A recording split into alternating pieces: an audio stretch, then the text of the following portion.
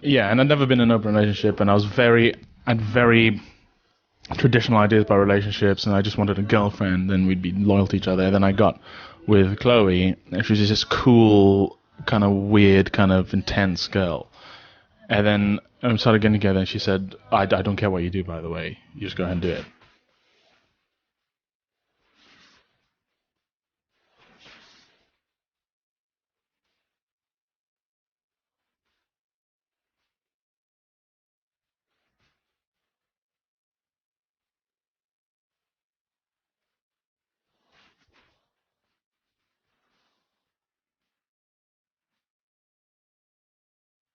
Man, done with Edinburgh.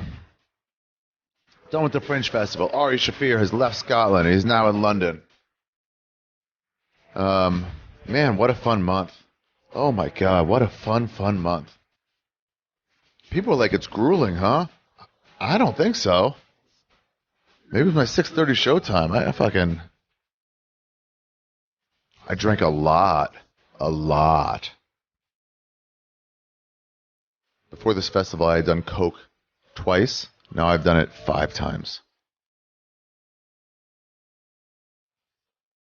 I got into some acid the last night, 2 nights before the end. Fucking separated from my group. Had a good time. Went to the Theater Freaks bar, where all the theater freaks hang out. Fucking acided it up. It was great. All the different costumes. Girls painted up like cats and shit. Flowers in their face.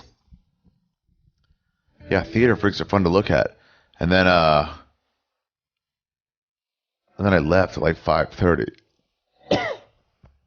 Walked through the park, the meadows, and boom, kicked in hard. So I just walked around till about 10. Went up to another hill in the back of the meadows, like way back where the observatory was.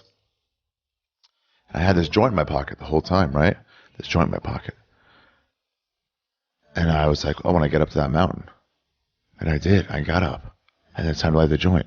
And somebody fucking took my lighter. I know who it is. He kept asking for it to light his fucking 7/8 tobacco joint. These Europeans, guys, they smoke like poverty. All they do is smoke mostly tobacco and a little bit of weed. It's like almost like sprayed with weed for flavor. You want a joint? Show me one. Show me one then. Oh, because you think you're from California, you smoke. Yes, that's right. Yes. It's not a question. You know how I know? Because my joints are a 100% joint. You're addicted to tobacco. Why won't you just admit it? You're addicted to tobacco. It doesn't last longer. Just smoke a J and then smoke it. I don't want to get that high. All right, well then. That's fair, actually. Yeah, it's actually fair. You don't want to get that high, but you want to smoke.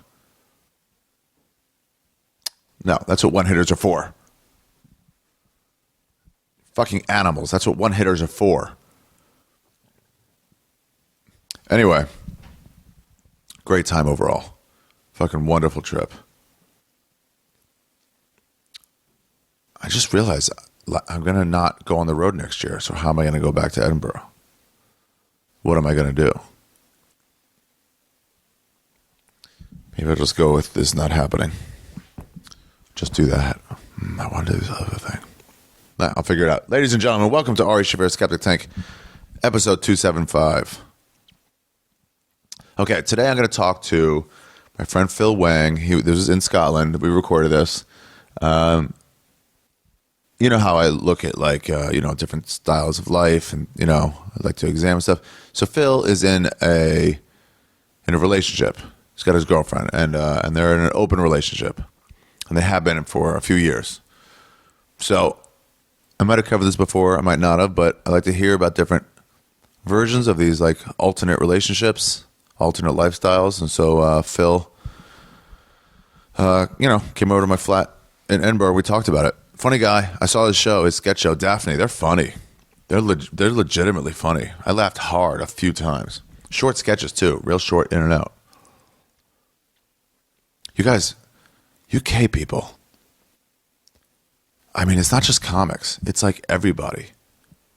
They go hard on drugs. They go hard.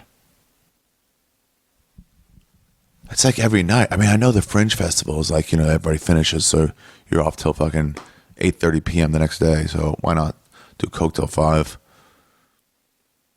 I get it, but like, it's everybody. It's not just the comics. It's everybody there. Everyone on vacation from London too, that are going to watch shows.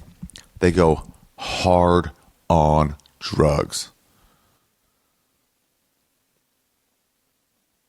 I had done coke twice before I went to this festival. Now I've done it 5 times. It doesn't even do that much to me. It just keeps me up a little. It's like I only do it because of peer pressure. Like, do it. And it's not even peer pressure. It's just like, all right, well, I know I'm not going to sleep for the next 3 hours, so I can do this. But also, like, I'm already planning on not going to sleep, so it's fine. But also, it's just easier than saying no. Also, eventually, you're just like, come on, let's do some coke. There's no point to it. Whatever. Sidetracking. This is all about open relationships.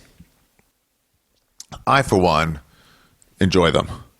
I think there's this weird ownership situation that happens in relationships, and I don't think it's necessary. I don't think it's realistic or necessary.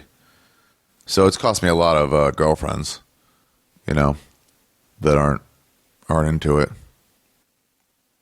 And then part of me thinks, like, fucking grow up, all right, just get one girlfriend. But another part of me thinks, no, why?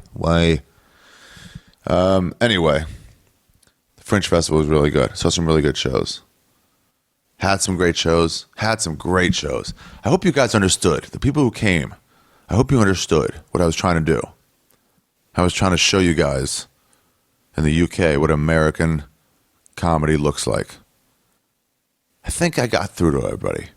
I think I was able to tell you exactly what I'm doing and have people understand. Not one bad show. 25 for 25.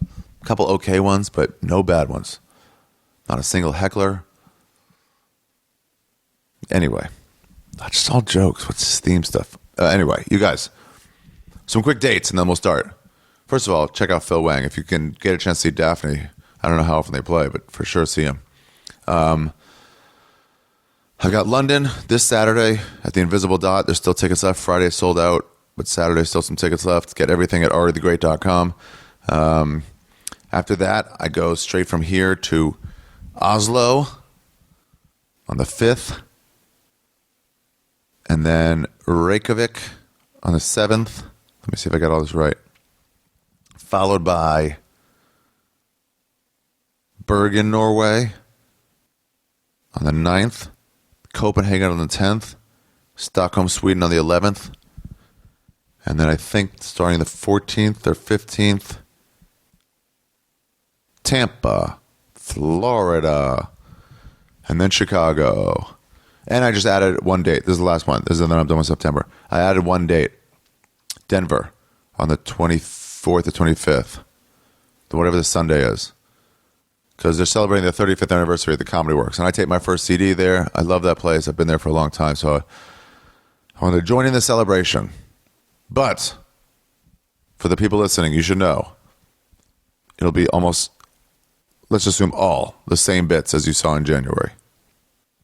It might be a little tighter, but for the most part, they're all exactly the same. So if you caught me when I was there, don't worry about it. It's okay. You don't have to come because it's going to be real close. I'm tightening this stuff for my special. I'm tightening this stuff and I'm getting it tighter. Doing that hour every night was great. But I will do all, 80 minutes from the special, 80 to 90 minutes from the special. And their special got moved 2 weeks later. If you're in Austin or if you're going to Austin, listen up. Tell anybody who's getting tickets for my special. I changed it. Oh, shit. Because my director, the guy who directs This Is Not Happening, he couldn't do it that week. So he moved it from October 19th to the 22nd, and we moved it to November 2nd through the 5th.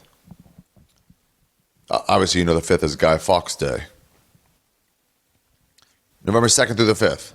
So come to that in Austin. If you have tickets, hopefully they emailed you and told you you can exchange them, use them that week, or, get your refund. If you're going to get tickets to come from out of town, it's November 2nd through 5th. So yeah, in Austin, Texas. Austin's a fun town. Why not go from out of town, actually? Not if you've seen me already, but if you haven't seen me, November 2nd through the 5th, I'll be taping my special in Austin, Texas at Cap City Comedy Club. Tickets for everything available at arithegreat.com, where you can also find my Amazon link.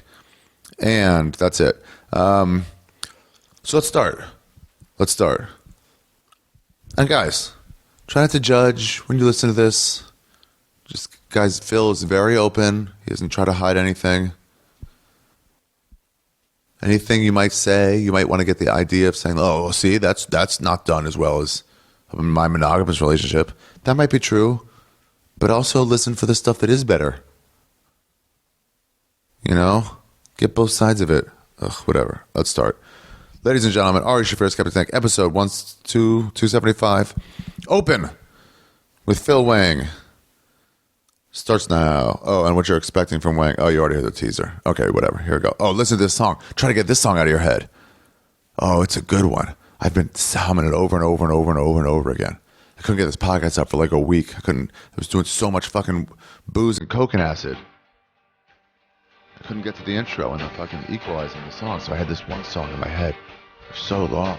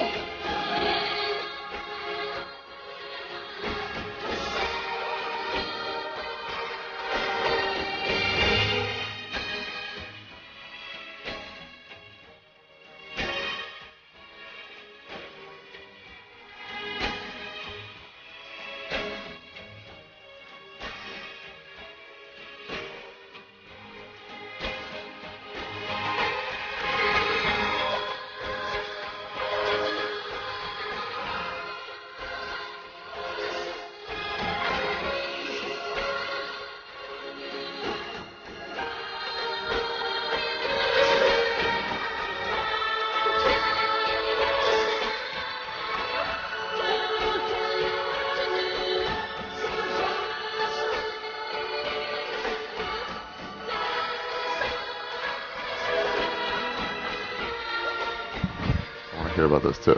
Oh, when they do take hit bongs, yeah, people come to America and they're like, or like just a pure blunt or whatever. Is that pure? That's what they said at Sloss's house for the fucking fights. We were outside smoking, and I was like, and then somebody's smoking. And he's like, wait, is this pure? I'm like, I wouldn't call Scottish weed pure, yeah. But yeah, it's only weed. And he was like, oh no, are you killing me? Oh yeah, no. That's a dick move here. You can't. I wasn't trying to lace anybody. I was just like, oh, obviously. So if you have one with tobacco, does it just make you feel sick? Is it just gross? I guess you just don't have it because you don't smoke. Yeah, I don't. Once in a while, someone will only have that. It's like, all right, I'll have a couple hits, but I don't want to get addicted to tobacco. Yeah. That's the addictive. Yeah. No, that's probably right. Yeah. Everyone I talk to, like, no, it lasts longer that way. I'm like, just smoke a thinner joint and then smoke your 2 cigarettes. Right. I don't know though. I think I prefer it with tobacco. It just kind of. Because you smoke. Yeah, that's right, because I'm addicted to tobacco. Sorry. Yeah, That's right, yeah, of course. Yeah, I prefer it with steak. It doesn't mean.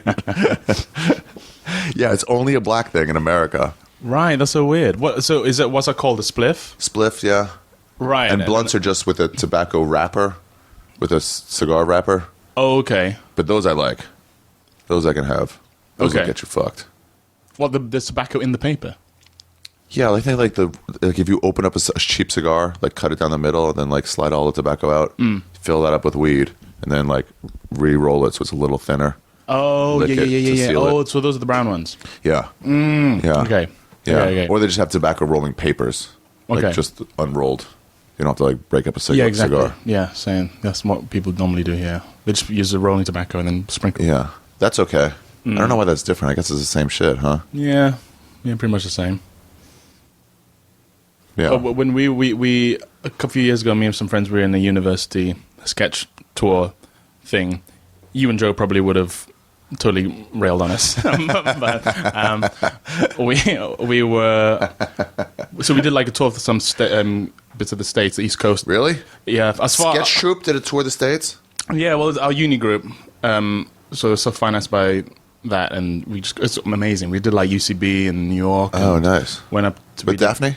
No, it sorry. was those guys were in it as well, but it's a larger part of the Cambridge Footlights. Footlights, yeah. yeah. And so we got to go to, we did Yale. Yeah. We went to Harvard. We didn't perform there. We went to the Harvard Lampoon Castle. Have you been to the Harvard Lampoon Castle? I didn't know they had a castle. They have a fucking castle in the middle of Harvard. Really? It's crazy. And they put on this banquet for us. And they give us this tour of the castle. And they give you booze, just unlimited free-flowing booze a whole Really? night. Yeah, it's crazy. And they do that like every week if they want. They have so much money. They've got tons of money. The Oh, people it's who unbelievable. came out of that are so successful. Yeah, I think Conan O'Brien just gives them $1 million every Yeah. week. We had there's a university where I went, University of Maryland. There's a business school, and they had a couple big names come out of there, like big business people.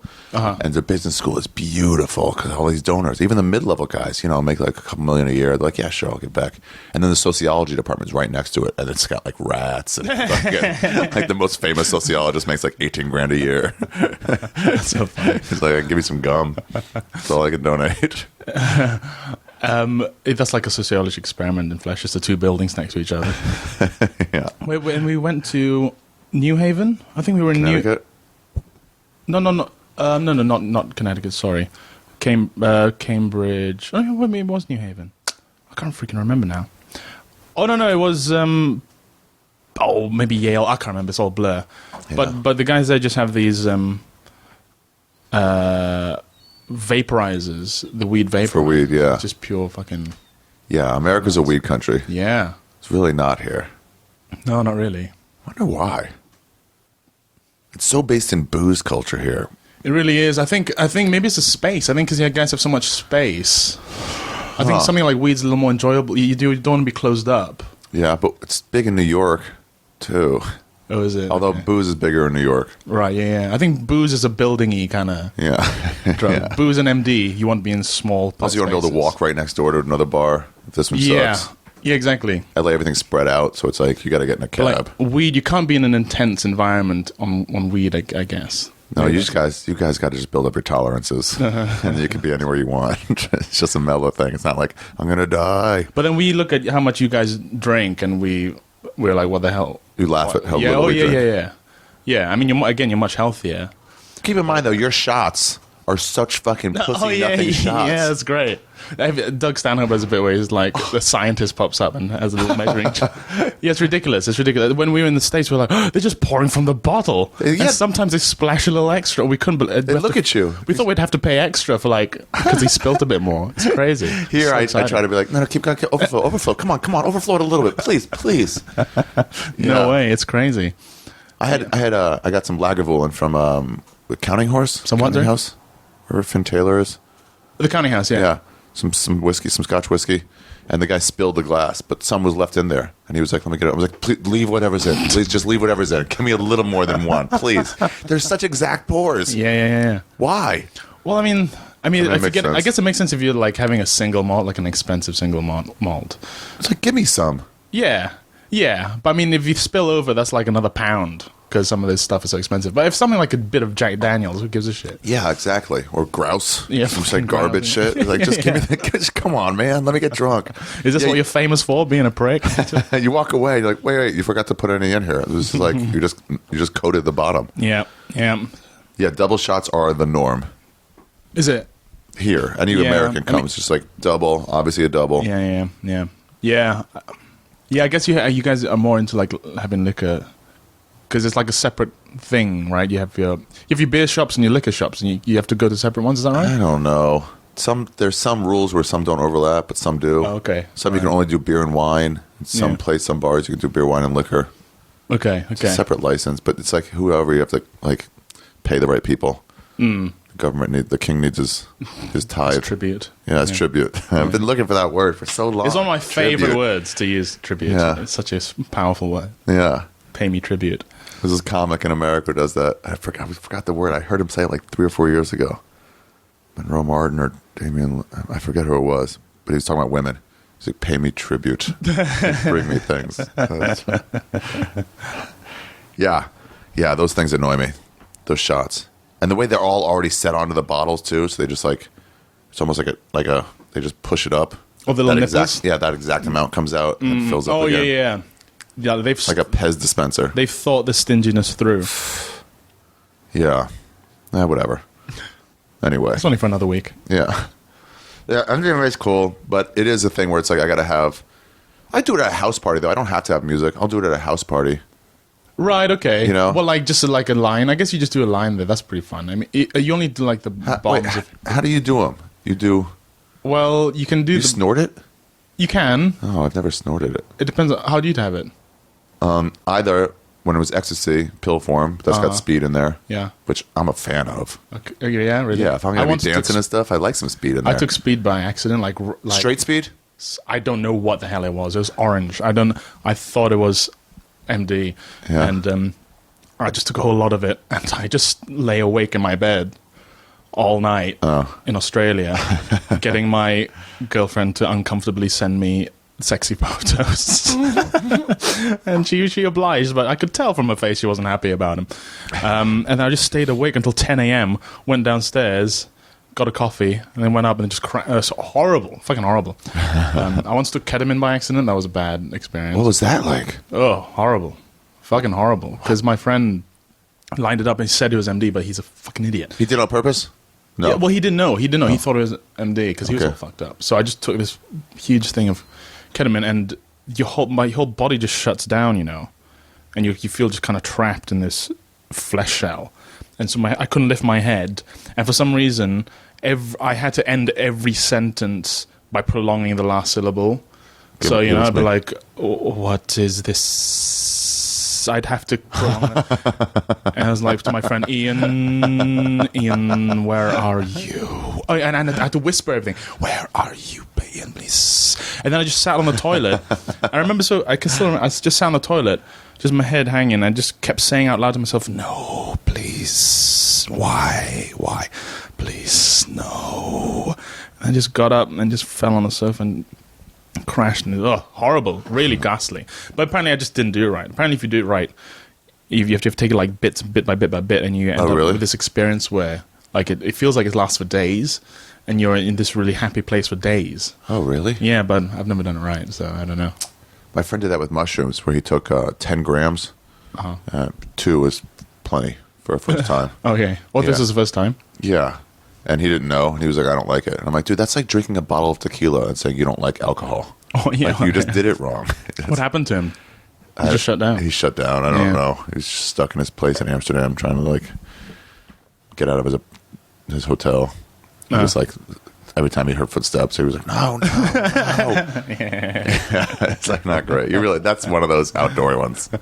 Yeah, exactly. You need some space. So you're going to take him? In Amsterdam, yeah. And because apparently it's great to like walk around the canals and. Oh yeah. Oh, that'd be amazing. That'd be really cool. I might get hit by a fucking bike, but aside from that, maybe a bike, maybe. Yeah, because it's silent. You don't hear them coming. Bikes are the silent killer. They're like Teslas. Yeah. Do you watch out for Teslas now? Cause no, but they started to because they heard about that concern. add sound to them. Oh, really? Yeah. Like kind of. Yeah, like just a car noise that hits. You know what deer catchers are? You don't Well, like a have big to, grill in the front of the. Oh yeah, no, truck. it's not that. It's deer horns, I guess. It's something that it comes with the wind into your car. It's like this little attachment. Oh, yeah. And it makes a noise so the deer can hear you coming.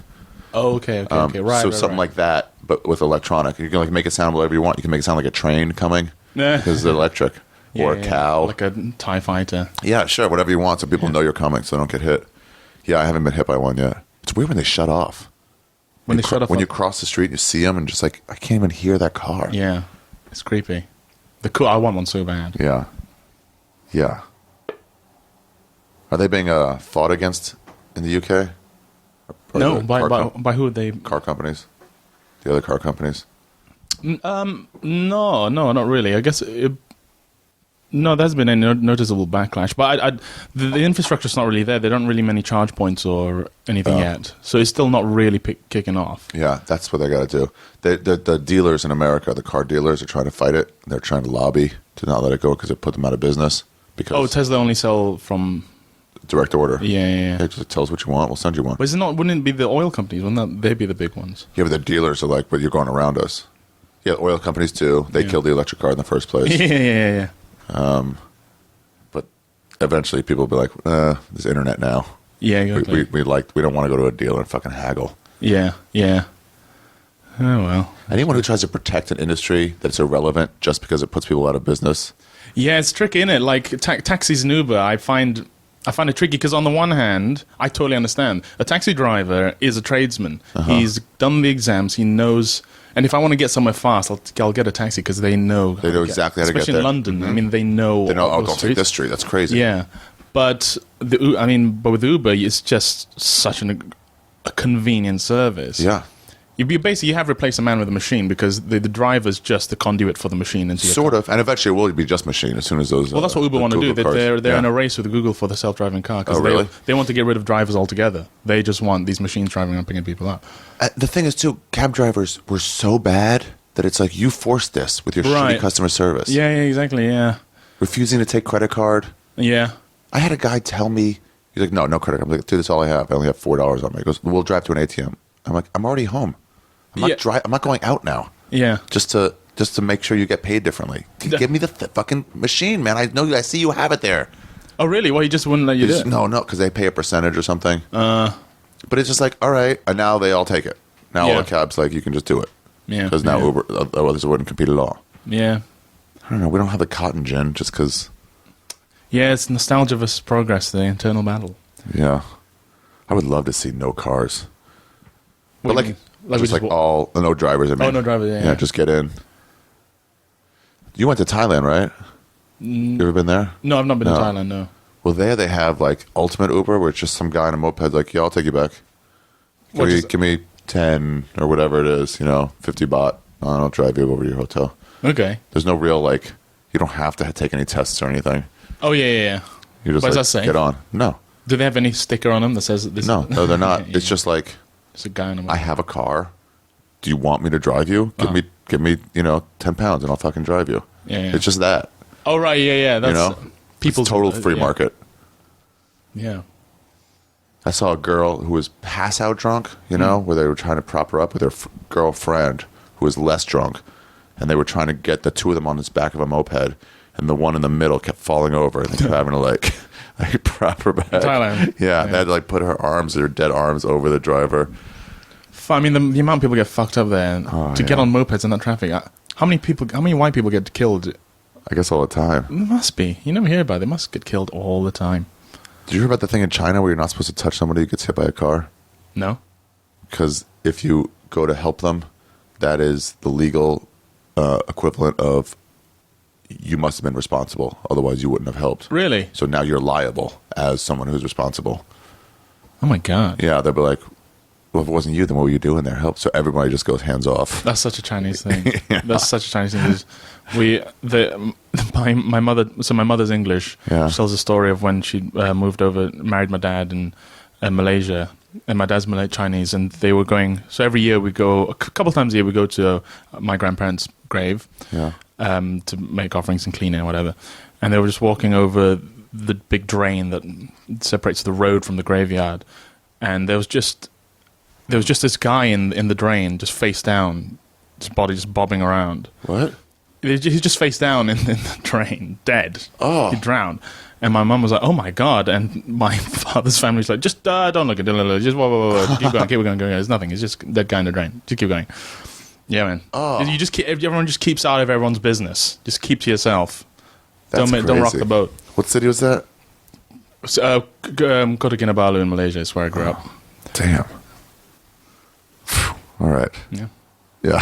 All right. Here's what I want to talk to you about anyway. Okay. Yeah. I already told you about these open relationships. Yeah. So how long you been in one? 3 years. Oh, okay. So this has worked. Perfect. This is like you're in it. Yeah, well, I mean, it's now in this comfortable state. It's now hit a so steady state. It's had its difficult points. So we got together so my girlfriend's name is Chloe. Yeah. We got together about 3 years ago, and I'm before that I was very naive. I'm still naive, but I was very naive romantically.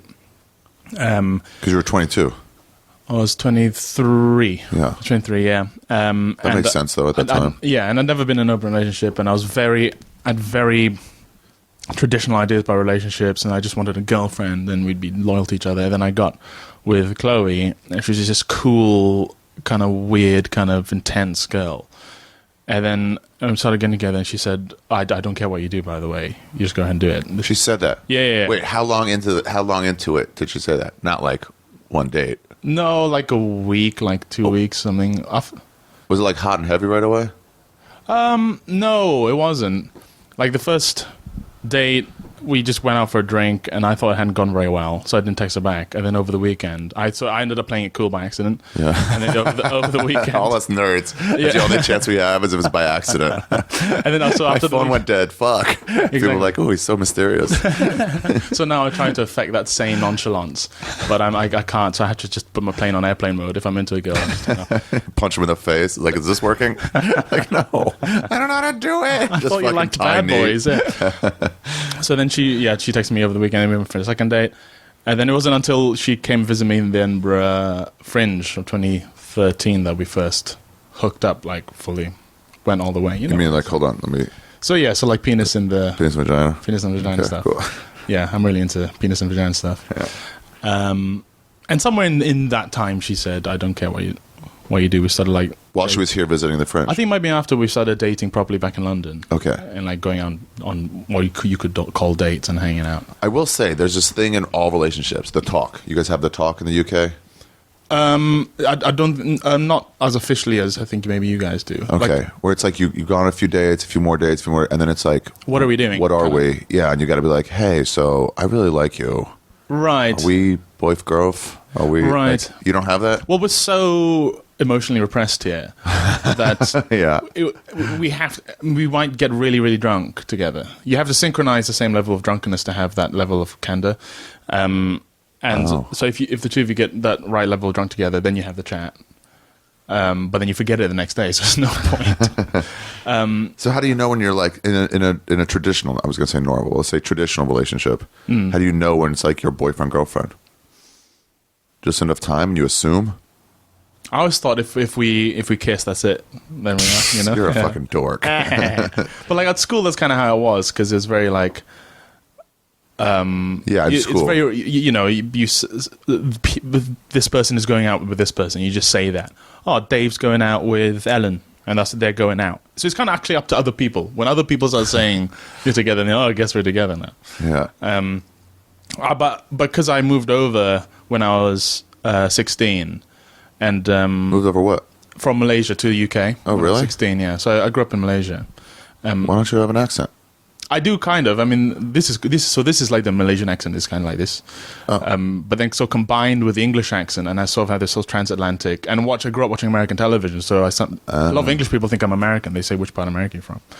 I guarantee you, none of my listeners will think you're American. Well, exactly. I mean, in America, they're like, "Oh my God, your accent! I love your accent," yeah, which is great. And I was in Montreal, really hammed it up to no avail, but still. My friend Darren would do that. He's from Jamaica. Yeah. Whenever he's hitting on girls, he would like Normally he'd be like a slight accent, and then he goes like, "You babakla," going down. And I'm like, oh my. But yeah, so when I moved over, I had this very American idea of what dating was, and then I asked a girl out in UK, and she's like, "I've never been on a date," and we were like 17, whatever. And it's like, "What? You've never been on a date?" Because people they're too embarrassed to say, "Will you come out with me to do a thing?" You just have to get pissed together and then hook up, and then that's it, and you marry and you have kids. Dude, somebody told me that about London. They're like, if you actually just go over, I stayed in Shoreditch for a week, and I was like, I don't know how to meet a girl here. They're like, dude, just say hi, because no one even goes up to anybody. Oh yeah. I'd be like, hey, what's up? How are you? They're like, oh my god, you're so forward. Well, that's the thing. But the tricky thing is, you have to sound like you. If an English guy goes up and says hi, he's like, get away, you creep. This isn't part of the rules. Oh. But if you're foreign, they go, oh wow, this foreigner doesn't get it, but they're all forward and yeah. So I might actually try and sound more American if I'm trying to hit on. Hi, I'm Phil. I'm an American. Hi, I'm from Missouri or whatever. I just pick a place. Pretty close. Is it? Is that right? That's pretty close. What I find is the more tired I am, the more American I get, because an American accent doesn't really. You can kind of relax a little more. Like, there's not really with an English accent. You have to, if you hit your teeth and there's a lot of work going on in your mouth, and but in American you can just kind of lay back. Drawl. Yeah, yeah. Like my T's are quite American, and I say record. The other guys in my sketch group make fun of me for saying record Instead of what? Record, they say. Oh yeah, yeah. I say record. That's like I've burnt 50 calories just saying that record. It is a lot longer. So anyway, so you just end up like you just start dating and then you just are. Yeah. You hooked up a few times and it's like, you want to see a movie?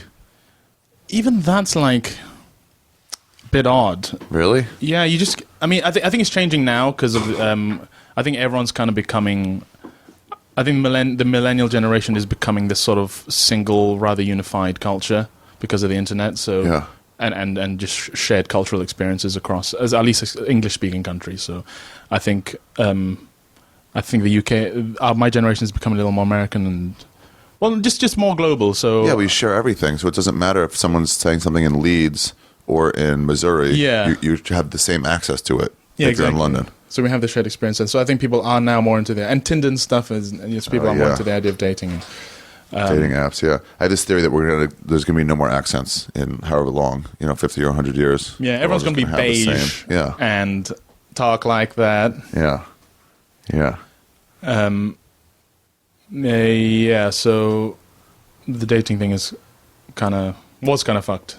Okay, so you're with this girl, you're with Chloe. Yeah. You've gone a few times, or hooked up a few times. Yeah, but we kind of just fell into this very instant thing where we just were spending a lot of time with each other. Yeah. But I didn't really know what else she was doing on the side. And then I'd go to a party and she's like, oh yeah, that's a girl I had sex with 2 weeks ago. And she'd just say it off the cuff. She would say it like that? Yeah. Or just like, that's the girl I have sex with. So how would that make you feel? Well, if it's with a girl, I don't feel so bad. It's easier with a girl. It's way better because it's not really cheating. It's an affront unto Christ, but it's not cheating. I know this girl I met at this music festival who's like, I'm just like into, but like when she tells me, she's like, I'll go on Tinder and find, a guy or find marijuana in some strange city. I'll just go on Tinder and find it that way. And part of me goes like, find marijuana on Tinder? You find someone, a local, who has weed. Oh, just on Tinder? Well, I mean, if I go to London, let's just say, and I don't have any, let's say I had no idea how to find weed. Yeah. I could go on Tinder and then just be like, well, hey, what are you into? Find someone who smokes and then get it that way.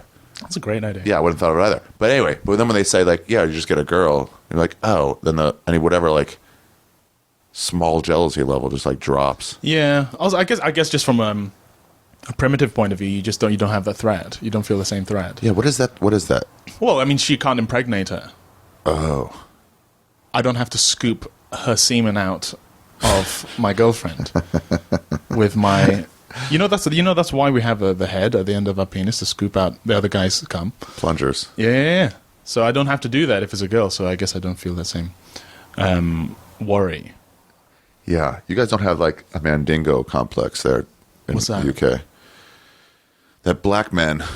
Oh, have large penises? Yeah, but also they're gonna like sort of like fuck your girl right, and then you'll never be able to compete with this big fucking.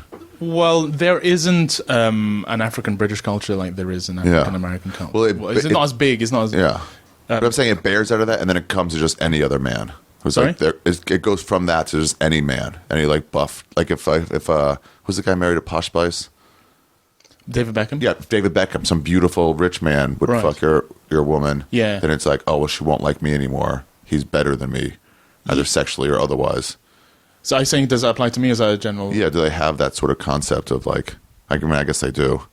The worry that they're gonna like get done right, and then they won't have any need for you anymore. Yeah, I think that's a universal worry with any relationship, though. But I've got to a point now where I think I'm genuinely comfortable with the idea that if that does happen, then that's meant to happen, and it's the right thing that should happen. If she gets with some, I've become a real freak. I can now get quite turned on if she's attracted to a guy. Really? Yeah, it's really weird. I think I'm that confident in our relationship that I just find it kind of hot. It's kind of really weird.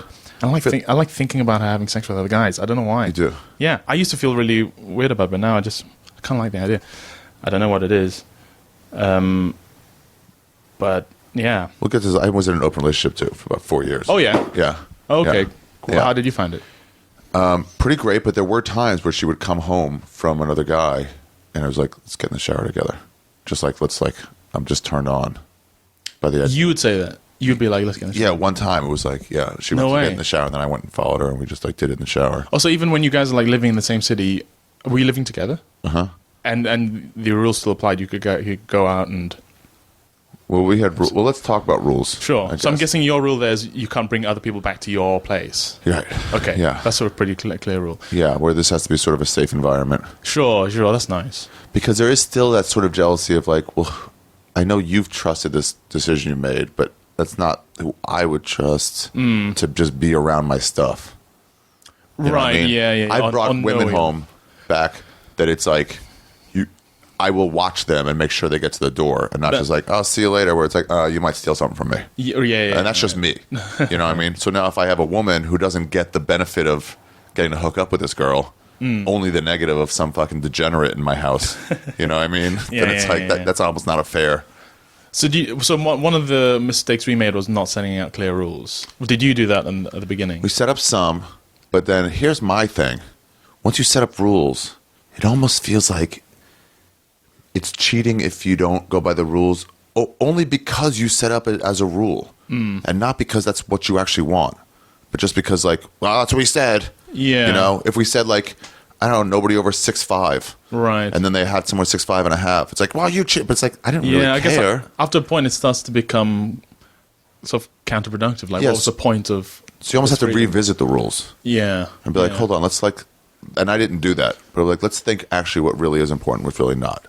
Yes. You know? Yes. I mean, we flip-flop on the rules so much. Like, it started out, you know, if you get with someone, you have to tell me the next day. You have to tell me. Okay. Then it became like, I don't want to hear about it. Oh. Then it became, ask me permission. Then it became, it doesn't matter. I mean, I guess it's fine if the rules keep changing. You have to keep in, but I guess you just have to keep checking in with each other. But that's the thing. You have to keep checking in. Yeah. Because at some point I could see that we're like, ask me permission. And then at some point you're like, you keep asking me, but I realize I don't want to know now. But you're stuck with, because you said, Nietzsche said this once. It was like anytime you verbalize something, it becomes way stronger in your mind. Right. Yeah. Just the act of verbalizing, even though you didn't really believe it at the time. Though. Yeah. Or even like, if you don't care for someone, if you're like, I don't like him, just saying that, it's like, oh, now you're fucked. There's no way you can like get over this. It's gonna take years. Right. As opposed to it's just a passing feeling if you don't say it. Shit. Yeah. I've never really thought of that. Yeah, so when you do say those things, then it's like you sort of have to stick to them instead of going, set in stone. You know what, that was just that week. I was feeling a little weird. Yeah, exactly. Yeah, you don't have to ask permission. I trust you. Yeah. So how did you go from one rule to another? Well, it was just, I don't know. Well, so like she'd say, I don't, just go ahead. I don't hear about it. Because I was talking about texting a girl once. Yeah. And then she started to Chloe, and then she started looking upset, and I was like, "What's wrong?" And she said, "I don't hear about it. You do what you do, but I don't hear about it." And then she went and got she was started hanging out with this other comedian, which was, I should have said no. Oh, see, no that's comedian. to me that's like it's really gonna fuck But with me. it's that weird thing where he's a relatively well-known pretty well-known comedian, but I don't know him personally. If I knew him personally, I'd be like, no, that's my pal. You can't. But I didn't really know him. So it's like in the scene, but not really in your scene. Yeah, he's like, and he's also like a level up a bit. Who you is know, it? I'm not gonna say. Can you pause this and you tell me? Maybe after I'll tell you. But I can't say. I just can't say. Okay. Yeah. Sorry, listeners. I didn't think you would. I was ready to pause it anyway. As it was like, as soon as he says no, then I'll try to pause and hear it. Yeah. But she said, I'm going to hang out with him. We won't have sex though. And I was like, okay, cool. She said we won't have sex. I think she said I don't think I'll have sex with him or something like that. Just something to sort of ease my mind. And then we met up again like a few weeks later, and she said, yeah, I had sex with him 4 times. Oh. And then which really hit me like a fucking truck. Because now every time his name comes up in conversation, which it does, You start. yeah, and if I see him and and he's doing well, it's like I've come to terms with it now. But even anytime I see someone doing something similar to what he does, I feel a little Really? yeah. So that kind of sucked. So then what happened was we both actually met this girl in Edinburgh last year, and we kind of got on. And then I kept seeing this new girl in London, and then Comedian. no, she's not. But Actress? she's like a friend of Chloe's, and then we started hanging out. And when Chloe texted me asking what I was up to, I'd say, I'm just with a friend, but I was getting with this girl, Which is kind of like cheating. yeah, kind of. But When you have to like obfuscate the truth. well, this is a thing. Looking back on it, I think I did that by intention because I wanted to get back at her for what she did to me.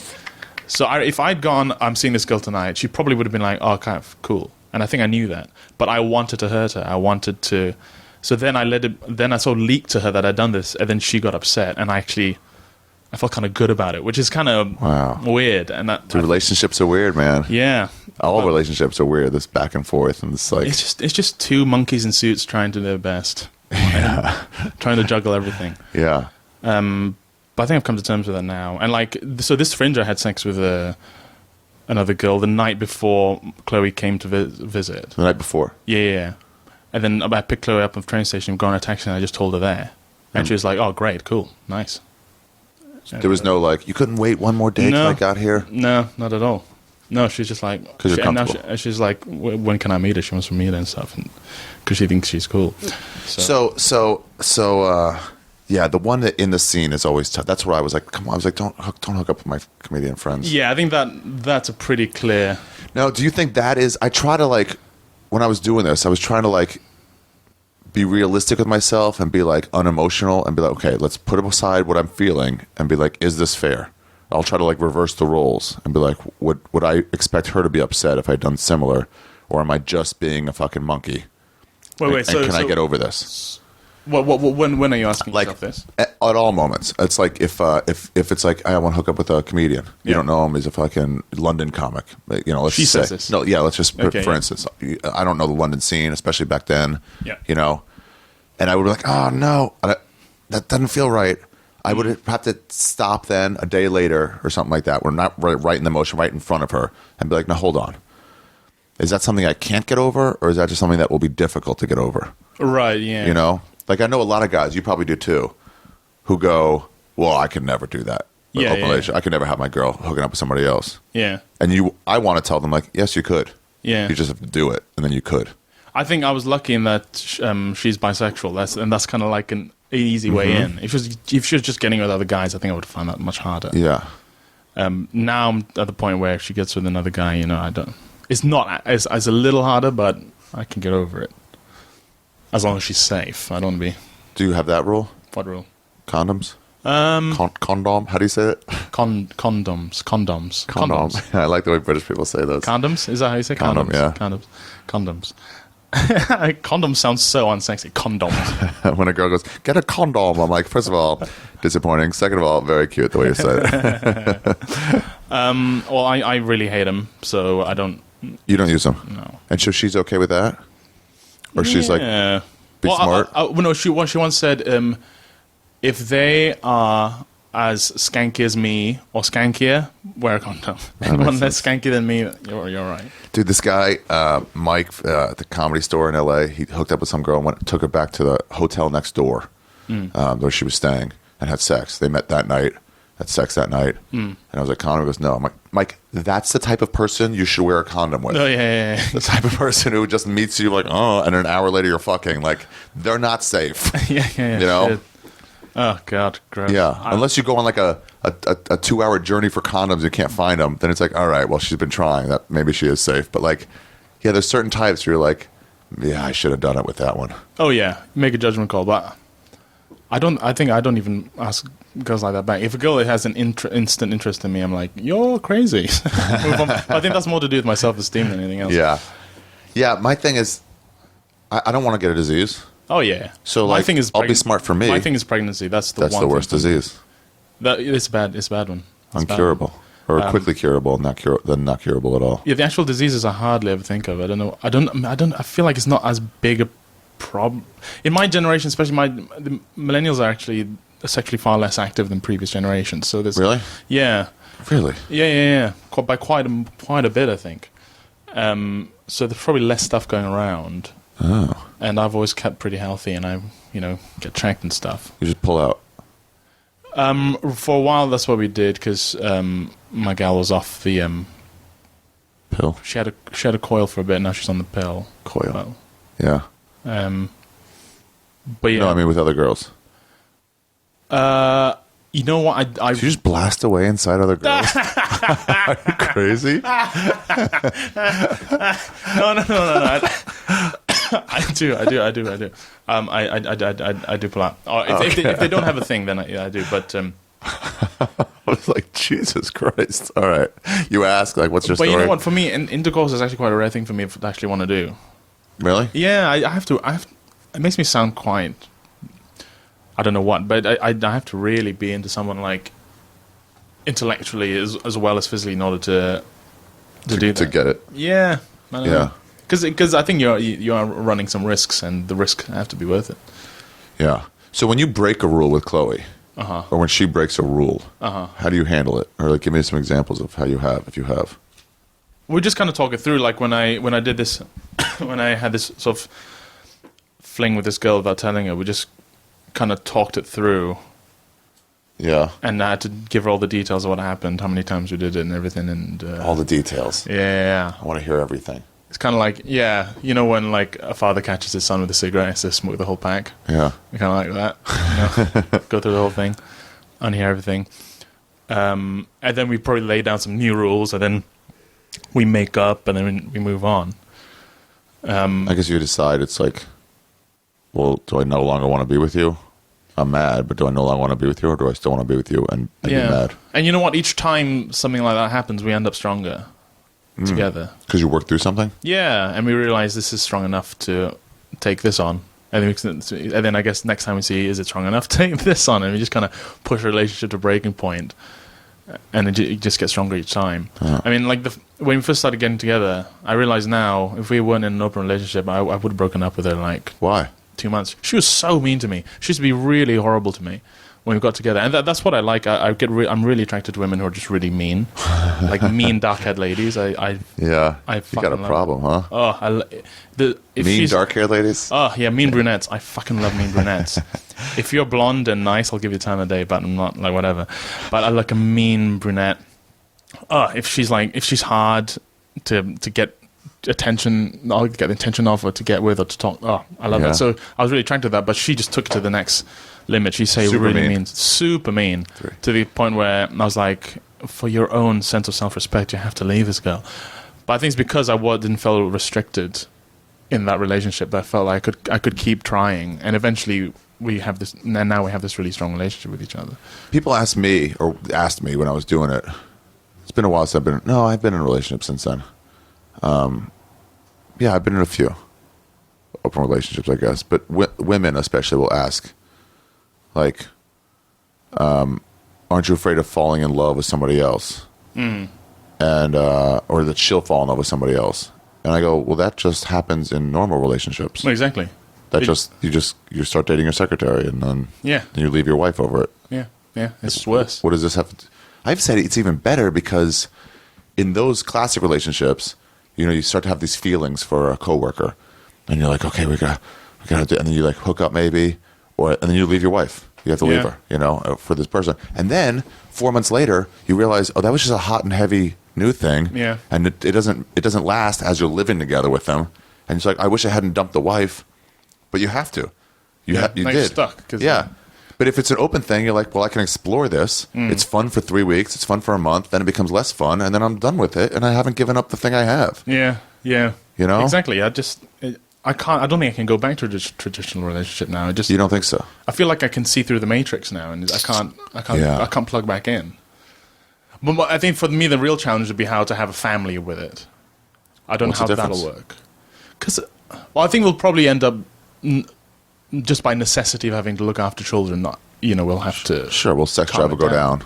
Yeah, and just get busier, but then it's also almost becomes more important. Like, I'm taking care of this kid all the time.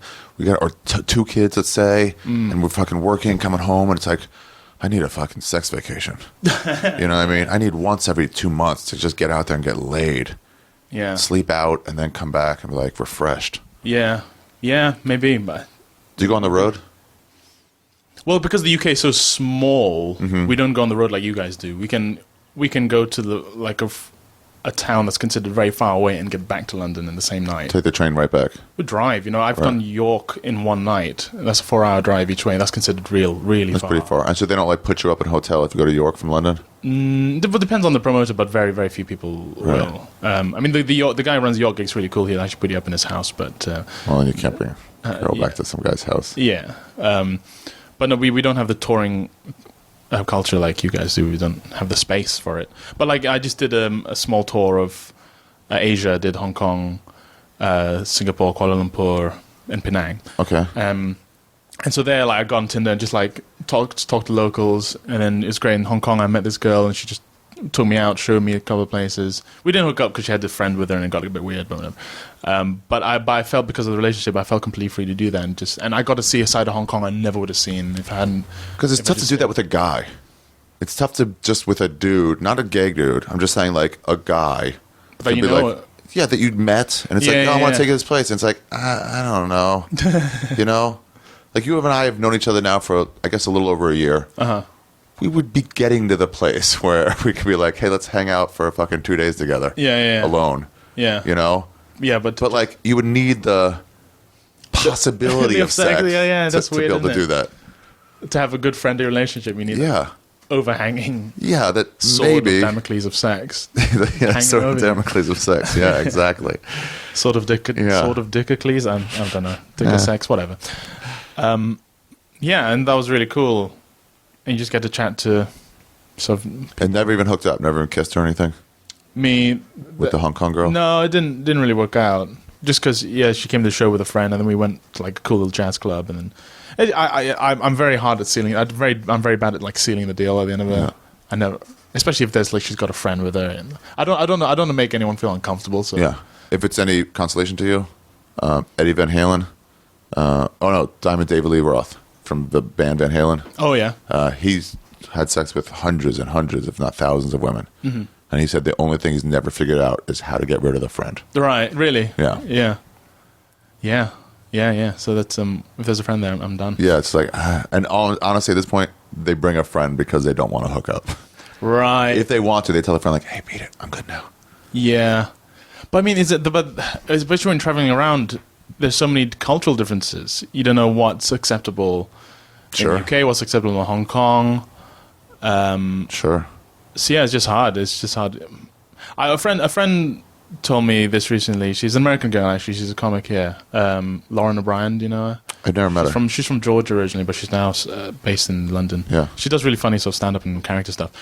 And she has this friend who I've been trying to hook up with for 2 years. Yeah. And I just stress over it. I'm pathetic. And she just told me one day, she said, look, if two people are going to fuck, they're going to fuck. And I found that really helpful.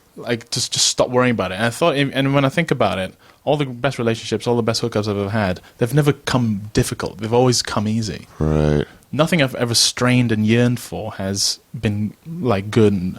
I mean, relationship-wise, yes, but like getting with someone, the best ones just kind of happen naturally because you both naturally like each other. Yeah, you just do it. And so I've stopped sort of trying to stress and strain over everything. It's tough sometimes. So you really want to hook up with this girl, and you Yeah. can tell she wants to hook up with you, and you just got to do it in the right situation. You just can't get the right situation down. Yeah. Anyway, here's what I was going to say about the road.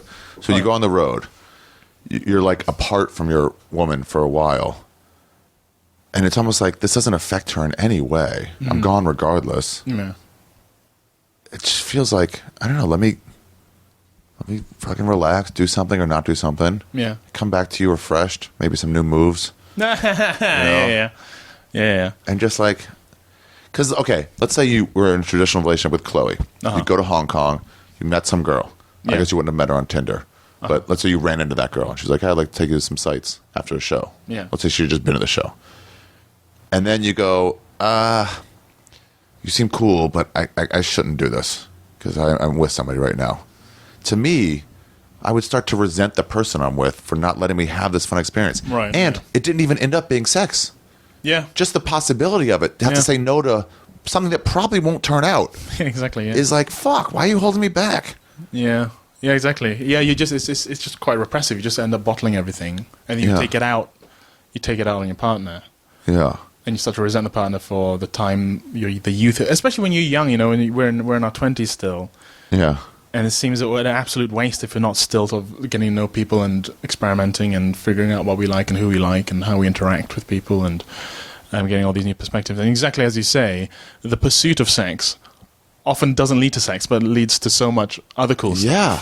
Like just getting to know each other and talk to other people and meet new people. Like a good friend. I don't know. Just have anything. some Great. drugs Just, or- yeah, get into it. Oh, I found some cool bar. Yeah. It was awesome. No, I didn't end up hooking up with that girl, but man, next time I'm in this place, I'm definitely going to Yeah, that bar. It was exactly. so cool. Or you just make a whole new group of friends. There's that too. The power of the chase takes men incredible distances. Yeah. Empires have been built. Who else on would get inside a horse? If not, you know. it. Exactly. Yeah. What do your friends say about it? Not that much actually. They're a little curious. They don't really ask that much about it. Do you know the comedian Brett Goldstein? Nope. Sounds like one of mine, but no. Yeah, definitely one of yours, which is rare in the UK. Really?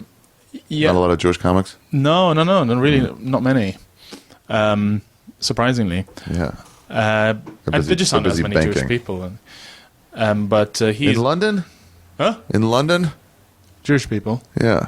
I guess in sort of North London. They're Oh, because of the war, they got kind of wiped out of the continent. no, I think UK actually gave refuge to a lot of Oh yeah, they never got to because the London. UK was safe. Yeah. But yeah, so he's a comic. He's really interested in romance and relationships, and so he's like always asking me about it. But most people just kind of get on with their thing. I think more and more people are doing it. Like, I was talking to a friend of mine. It does become more normalized. Yeah, I was huh? talking to a friend of mine yesterday who's also in one. He's been in one for like 2 years. Who's that? A Comic? guy called Alex McKeith. He's a really young guy. He's coming out of just recently come out of uni and so he's doing sketch stuff and acting. Pete Johansson. Yeah, He does it. yeah. I don't know Pete that well. I've met him a couple of times. Yeah, he does it. It does seem more normalized. But this guy, I talked to Alex last Yeah. night. He's been with this girl for 4 years, and they've only been open for 2. I don't know how that. They moved into an open relationship. Yeah. Wow. Yeah, to me, that seems impossible. Yeah, that I don't know how they do that. Because then you're going to have major jealousy. Yeah, but it also then what does that say about your relationship if you've been together and then you've gone? We need to open this up. Is that a bad thing? Is that saying? Yeah. Okay. People say, what does that say about your relationship? Without actually going, well, let's think about it. What does it say? Yeah. Women, maybe not, but maybe just the ones I talk to. Like, that means, like, no, what does it mean? It means you guys want to both experience fun things and both realize, like, hey, we should actually explore more to this and shouldn't just be fucking, we're done now. Yeah, but I mean, you can't help but It feel. doesn't say you're in a bad relationship. No. But there's an accusation of restriction, I suppose, and that can be taken Restriction. like of that the relationship is restricting. I guess if they come out to it mutually and say, But it is. It is restricting. And like, so let's not end this. right, We yeah, realize all relationships are restricting. yeah. I think it's a good thing. It's definitely, but I don't know. I feel like that would be harder than going Yeah, it would be straight in harder. with one. I had a friend ask me about it once when I was in that first relationship I was in. He was like, "So how do you do?" I was like, "Oh, it's too late for you, man. You've already been with your girl for like 3 years. Yeah. There's no way either one of you are gonna accept." Well, maybe it's easier. Maybe I'm just thinking now. Maybe it's easier because I mean, the jealous period is for the first couple of years, right? Maybe once if you've been together exclusively and you end up comfortable with each other, maybe then it's easier. If you're closer and you're more honest with each other, maybe that's actually better. Yeah. Yeah, then you're already like comfortable with each other. We're like, and so I'm not going anywhere. You're not going anywhere, right? We're all cool. Yeah, so maybe that is easier. I think a lot of it's just that. Just like you won't leave me for someone else. Yeah. And then once you do get, she ain't going to leave me. Then it's like, yeah, do whatever you want. Yeah. I had a girlfriend that I don't care. I don't like dancing. Right, okay. And then she did. She liked dancing. So it could be like, I guess you won't be dancing while we're dating. Right. Or it's like, yeah, go dancing. Go with your girlfriends. Yeah, exactly. If some guys ask you to dance, fuck it, of course, go dance. And that was like a monogamous relationship, and I didn't not trust her. Mm-hmm. I was sure she would just come home to me. That's how much you hate dancing. I think that's just how much you hate dancing. Yeah, maybe. You'll take the risk of some other guy. Yeah. But some fucking bro dude Italian guy, he's like, you ain't dancing with some fucking dude putting their hands on your side. Yeah. And it'd be like, that's just overly jealous for no reason. Yeah. It's just a matter of like, I don't know, scale of what you can take. Mm-hmm. But just to know, it's like, but they're coming home to you, so who gives a shit? Yeah. And they'll come home happy. Yeah. They're feeling like they've done what they wanted to do. Do you find Chloe is nicer to you after she's hooked up with somebody, or not as nice, or no difference? Sorry. Well, she's actually recently got like a sort of girlfriend. Really? She met out in the Outer Hebrides. She's been working in like islands, like the remote islands of Scotland. She met this girl there, and they started hooking up. And she told me pretty much the next day. Although I had to weasel out of it. She sort of hinted at it, and then I had to ask, "Did you have sex with her?" And she's like, "Yeah." Which is fine. I don't care. I met a girl, and we just hung out. Like, what do you mean just hung out? Well, how did she say it? It's like, "Oh, I met this really cool girl last night. I just drove her home." And then I was like, oh, "Okay, what? So you had sex?" And she's like, "Yeah." Like, whatever, doesn't matter. Because people, yeah, but I think that's kind of teasing and cute. That's now it's just cute. But like they're sending each other like gifts in the mail now, and she's coming over. Her new girlfriend's coming over to visit her in the town where she works and lives now. But I don't know. I think I'm okay with that because if it makes her happy, she's spending time with me. She's happier when she's with me. It's kind of like having a bestie, I guess. Well, like she's my bestie. No. Her. Oh, right. It's kind of like if your girl found a girl she really likes and hangs out with. Yeah. Like if she wasn't bisexual and she told you about this girl and they're spending all their time together and they're going to these music festivals, it's really cool hanging out with her. I'm so glad I made a friend. Yeah, exactly. There'd be no jealousy, right? You know what? I think actually I would be jealous. I do sometimes get jealous of her friends spending time with her. I don't know, but how come? Because she has like really cool friends. Oh. Friends like they know like good music, and they hang out together and they have house parties, and they have like they make a little fire in the garden, and they just kind of lay around and like so I get a little intimidated by them sometimes. But if she's just met a girl that she really likes and I can tell that Chloe's been really great for this other girl as well, whom. It's not easy being like gay or queer or whatever out in these islands. Yeah. So the fact that they found each other and were there for each other, I think is really great. And if that means she's happy when she comes and sees me, and I'm happy to talk about this other girl with her, then that's great. I think it's really good. But again, like if this was a guy, I think it'd be much harder. I don't know if I'd be able to if they were sending each other gifts. She had a full boyfriend. Yeah, that's So how do you deal with the jealousy when you get it? I meditate a lot. Yeah. Meditation helps. So explain what the process of that is. You talk it over in your head? You don't. You actually try and you listen to the thought and then you let it go, and you just concentrate on your breath and all the stuff that stays the same. You just concentrate on the constants, focus on all that, and then the unimportant thoughts just go away, and you're left with what's important, and that's not important, I guess, at the end of the day. The jealousy, it's just a feeling. You realize it's just a feeling. It's just a feeling. Yeah. And then just seeing her happy makes it easier. And also the knowledge that if she does find someone better, then she should be with them. Do you ever get jealous over a friend hanging out with another friend? Just separate from her, like friends. No, you. Yeah. Do you ever get jealous of a guy friend hanging out with another guy friend? I think I do. Really? Well, sometimes if I see two guy friends hanging out together and I was invited. Yeah. Yeah, I might get a little. Why? Yeah. Come on. But not So cool. You guys went to a football game together? Yeah, that sort of thing. But then I can also be like, I can totally understand why they'd assume I wouldn't be into that. Right. But not really. I'm not a very good friend. I'm a really bad friend to most people, so Really? I kind of think I deserve what I get. I'm just very disloyal, and I don't care. I'm a really bad friend. All right, so keep your distance. I will break your heart. Fair enough. So that you meditate, do you talk it over with her? They're like, I'm feeling a little bit jealous. Yeah. So when she got with this comedian, we had this really sort of uncomfortable. Is it Jamoyne? Can you imagine? That's such a funny one to go to. I know. I think that's the funniest possible comedian you could have gone to. He does real well, too. So it's like... Jamoyne would be listening right now going, why would it be so out of the realm of possibility that someone fuck me? I just like imagining his face as they do it. Can you keep guessing like throughout the next few minutes? Just throw in another guess. In my head, I had some real guesses, and I'm like, that's silly. But I was like, oh, Jamoyne's a good guess. But now I'm worried you'll get it right, and then I don't know how I'm gonna style that out.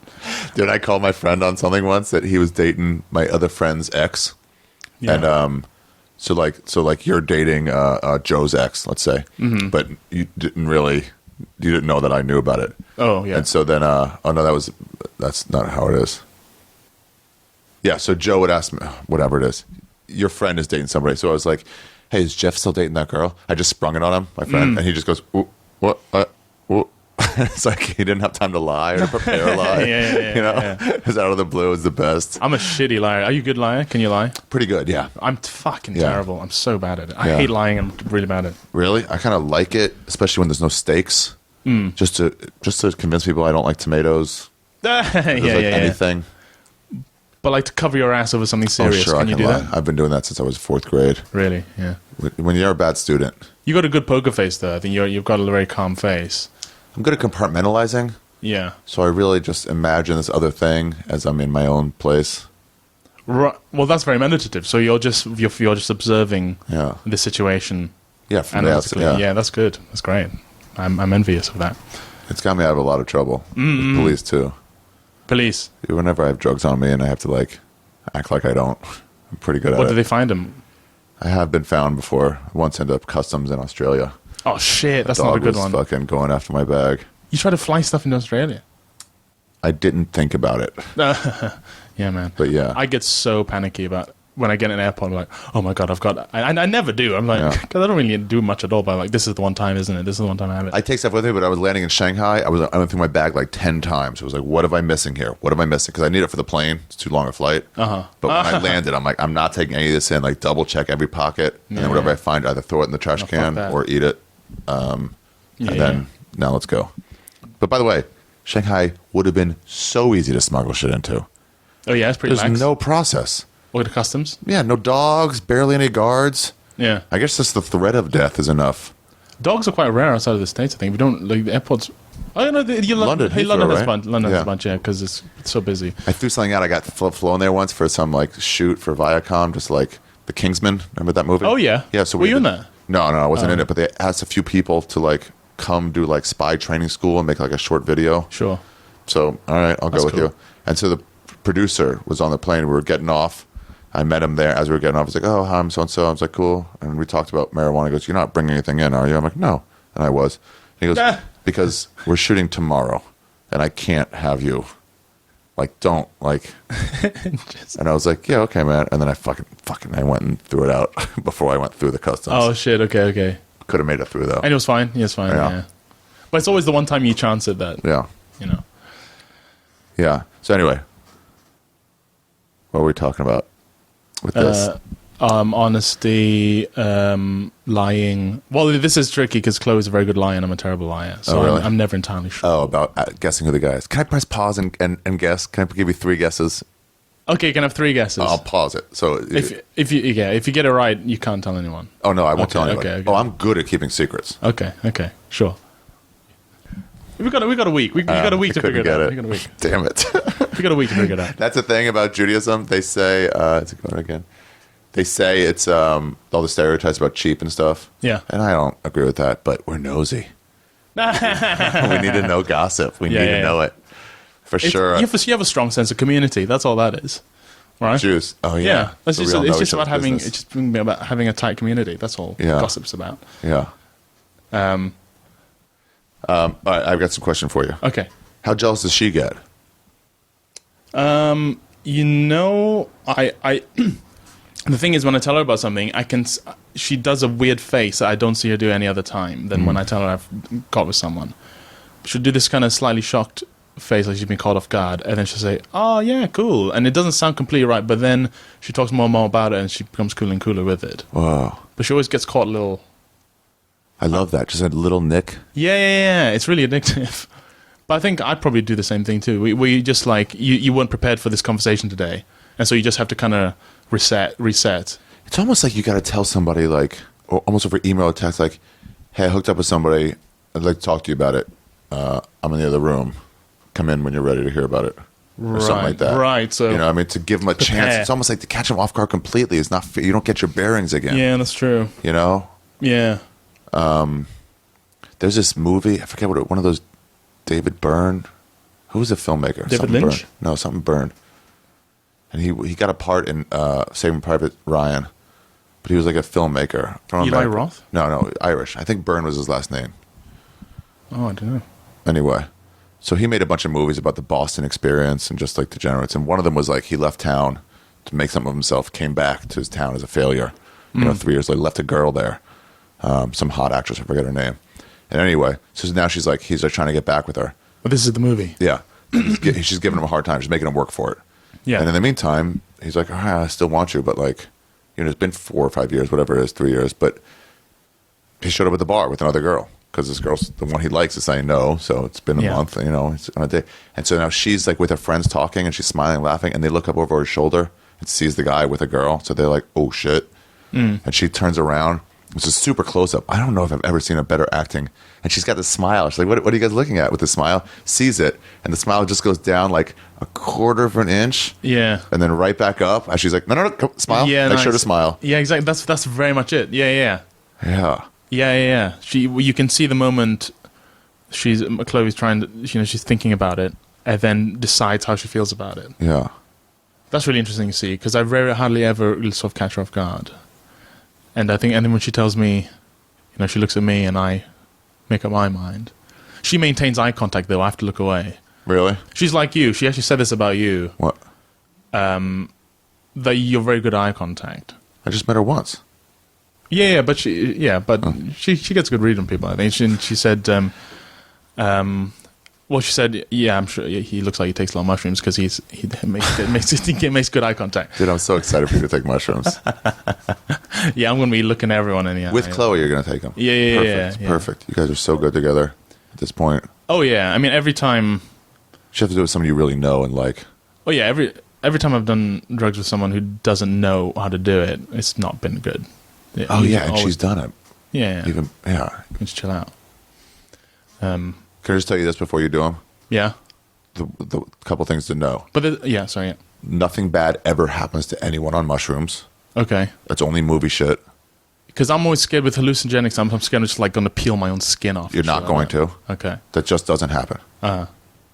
So like that's just movie stuff. Okay, good. You don't jump off buildings. You don't jump off buildings. Okay. Especially with mushrooms. With acid, maybe a little more. You lose where you are. Yeah. But with mushrooms, you're always you. It's just like. But there's loads. That building is going is like swimming a little. The patterns, but you still know it's a building. Right. Okay. Okay. So you don't lose all sense of danger. Mm-hmm. Or anything. Yeah. I look both ways before I cross the street. So there's no like I'm on a river and I can wade across this river. Well, actually, it's a highway. This is the crazy thing. You couldn't say that about alcohol, could you? No, you can't. If you have a bunch of shots, you're going to fall in the river and die. Yeah, that's very possible. It's ridiculous. Yeah. Everything's so fucked up. Nothing bad happens every night, and it will be over in 5 or 6 hours. So like when it's done, that's when 5 or 6 hours passed. And 2 grams. Did you say 2 grams? 2 milligrams? I don't know. 2 grams. 2 grams. Okay, 2 grams. Okay. It's a good. But there are loads of different types, right? Yeah, there's loads of types. Maybe if you want to go 3, if you want to heavy. It's like because I guess what's cool about Amsterdam is like you can just go up and say I want a mellow one, I want a fun one, I want. Yeah, it's crazy about yeah. What The penis envy ones are my favorite. the what? Penis envy. What's They're that? called penis envy. That's a strain. They look a little like penises. Okay, it doesn't make you envious of other guys' dicks. No. Okay. But I don't know why they call them envy instead of just penis something. And what kind of ride is that? It's a lot like it's laced with MD. Really? Yeah, Okay. I mean, you love everything. I would text my friend and tell him I'm so sorry about his dad dying. I never expressed it correctly to him. Right. No way. Things like that. I would text another guy. I texted this guy Chris Fairbanks, and was like, "Hey man, your delivery style is amazing. I've never told you properly. I really like the way you and you like, mean it. make You do mean it. Oh yeah, Yeah. make intentional for mistakes, and then like materials derived from those mistakes that you've made. I don't see that much. It's a cool technique. And do they appreciate it, or are they like, "Oh, you're hot"? Sort of.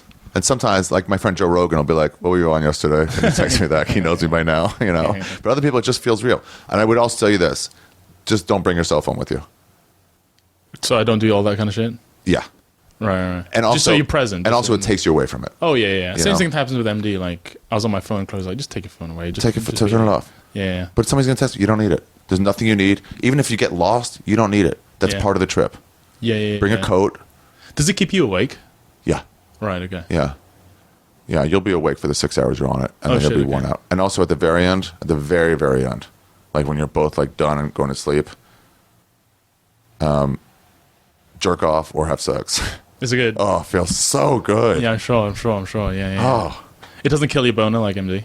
I've never tried to do it on an actual trip. Some people have. Oh, like on the. I mean, like on after you've come down, and there's also like 3 hours of coming down where it feels great, and then you're just filled with good feelings, no more hallucinations, and it's also waves up, down, up, down, up, down, higher, up, down, lower. And is this just you take it just once at the top, or do you re-up? You can re-up, you can have the rest of the bag and keep going, but that blast off is the first one. So anyone who's like take a little, you can take a little more. You're not going to get through the atmosphere. Oh, okay. You really got to blast off, and then you can keep it going. Sure. Okay. Sure. That thing's got to hit you like, what the fuck? Here we are. And just breathe. If you start to get nauseous, just tilt your head back and breathe. Get some fresh air. If you barf, it won't matter, but you probably won't barf. Sure. Great. But if you do, you'll still be tripping.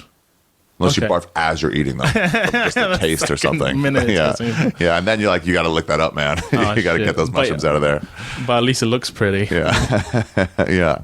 Oh, I'm so excited for you. First time doing I'm mushrooms. excited. That's great. All right, let's get back to this. Yeah. I still have some more. So, do you have threesomes with her? Did she ever do that? We've had one. Thanks, man. Yeah. We high-fived there. Listen. Yeah. Congrats. It was really cool. I was on I was on MD like was one of the first times I had MD. Did you have sex on MDMA? Not very well, and that's Not what very it well, kind of yeah. killed my dick pretty quickly. But it made me really appreciate just the beauty of the whole thing. Yeah, that was really nice. That was cool. And also the chase for that's really exciting. Chase for threesome? Yeah. How'd you do it? She found somebody? Well, no, it's this is a mutual friend of ours who we'd like spent some time with, and then she noticed she was kind of into. Chloe noticed this girl kind of into her, and then I hooked up with this girl Oh, on so my she was own. into Chloe and you hooked up with her. Then I hooked up with her Perfect. on my own, and then I told Chloe the next day. And then classic, Chloe did that look where she's like, "Oh, wow, what did you do? What happened?" And I told her what we did together, and she's like, "Oh yeah, cool." And then we decided we made this plan that we were going to try and do it. And then so I asked this other girl, "Hey, you want to meet for a drink?" And she said, "Yeah, cool." And then I said, "Oh yeah, Chloe's coming by the way." And she said, "Oh great, cool." And then so we sat down, had like whiskey together, and like, "Yeah, we've got some whiskey back at the flat. You want to head back there?" So we headed back there. Yeah. I think because Chloe done it before, Did one before. threesomes. Yeah. And so she kind of led the whole thing and sort of coached me through it. It's pretty cool. Wow. Yeah, it was really great. Have you ever done it? Once. Yeah? Yeah. Great. Thanks. We just high five. Yeah, once. And Somebody was like, hooked it up. Was that did you do it with your girlfriend No, a girl that I knew who actually is in an open relationship with her boyfriend. at the time? Yeah. And so we hook up sometimes, and she's always like, can't come over to my place. And it's like, cool. I have no desire to go all the way to fucking deep Brooklyn. Yeah, far great. away. Absolutely, always come over here. So she was in a relationship. You hooked up. You planned with her to have threesomes. Yeah, I hooked up with her a few times. Yeah. And then she brought up threesomes or something. Yeah. And I was like, yeah, I never have. She said, what? I'm like, yeah. She said, well, do you want me to? I'm like, yeah, that'd be great. So she found some girl she hooks up with. Okay. She's like, what about my friend? Showed her pictures of me. But with me, it was like, she was like, so we went out to a bar, we met, all tried to become normalized a little bit, and then went back to my flat, my apartment. And then she was like, the girl I knew, she's like, wait out here for a little while. And then they went and hooked up for a little bit, and I just kind of sat on the couch. It was like, cool. Nice. And then after a little bit, it was like, all right, come in. Oh, great. That's fantastic. Yeah. And so this other girl, were you like on trial for her for a bit when you met up? Did you have to like charm your way, like get her to No, she knew she was coming to do a threesome. Really? So she, like, whoever you were... It wasn't romantic. It wasn't like... Yeah, but even then, you need to be... She needed to be into you, right? Right. So I had to say hi and like whatever. Yeah. But it wasn't like I was trying to win her over. Okay. I was a little nervous. I mean, even meeting in the bar, it was like, I know this is what I'm going to do here. Well, It was tough to be normal. Oh, yeah. Yeah. That sounds great, though. So you went back to your place, had some whiskey, and then... Well, again, a terrible choice. Oh, yeah. That's why this is so much better, man. Weed is so much like, come back and let's smoke some pot. Yeah. Oh, yeah. Weed's my go-to now. Yeah. So you can come back and smoke some weed. Yeah, definitely. And so then, yeah. So you're drinking, and then who makes the first move there? Or do you and Chloe start making out? No, Chloe made the first move on her. Oh. When you were in the bathroom or something? No, I was there. Oh, man, I've never told anyone about this. Yeah. This stays between the two of us, right? Us two in Jemoines are the only ones who know about it now. Well, no, okay, go ahead. Yeah. She just sort of starts kissing on her, and then she sort of gives me a look like, go on then, and then so I start making out with this other girl, and then... Wait, who gave you the look, go on then?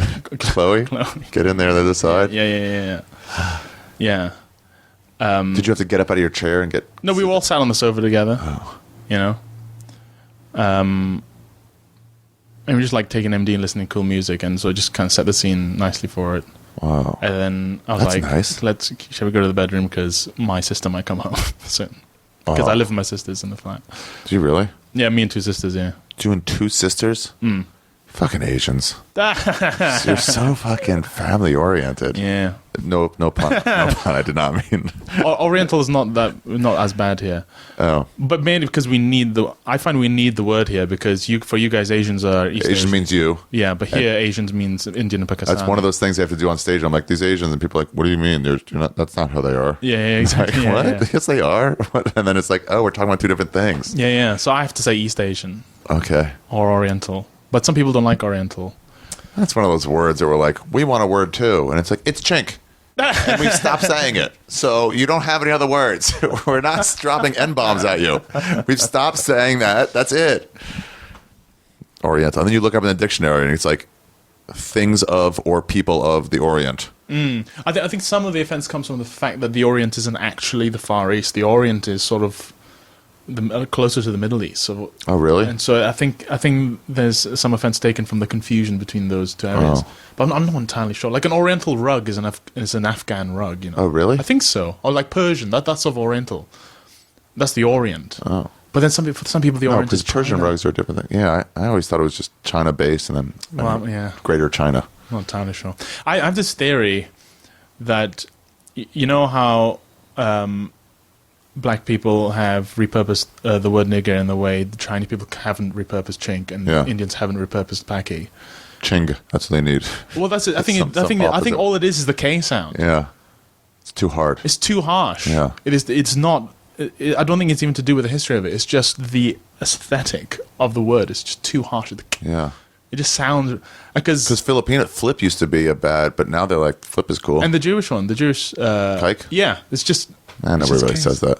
Oh, is that not too bad? It's bad, but nobody's. Oh, that's exactly. Yeah, so people don't say it because. But if it was geig, I think they'd say it. Yeah, geig. Yeah. You know, people ask me if Jew is a bad word. Well, Lucy has a bit on it. It's the one. This is the one slur that is also the accurate word. It depends on how you say it. Yeah, fucking Jew. Or like, hey, you're a Jew. Tell me, this is kosher or not? It's It's fine. Jews. We call each other Jews. We're Jews. I am a Jew. It doesn't, Yeah. but it's just like how you say it. Yeah. I don't know. So, wow, that sounds great. And you went back to your room Yeah. and then just started making out more and then taking clothes off. Yeah. I just really enjoyed I enjoyed mainly watching them just like making out. Yeah, that's pretty nice too. Oh, it's fantastic. You just like touch one of their backs as like Oh my gosh. one's going down to the other.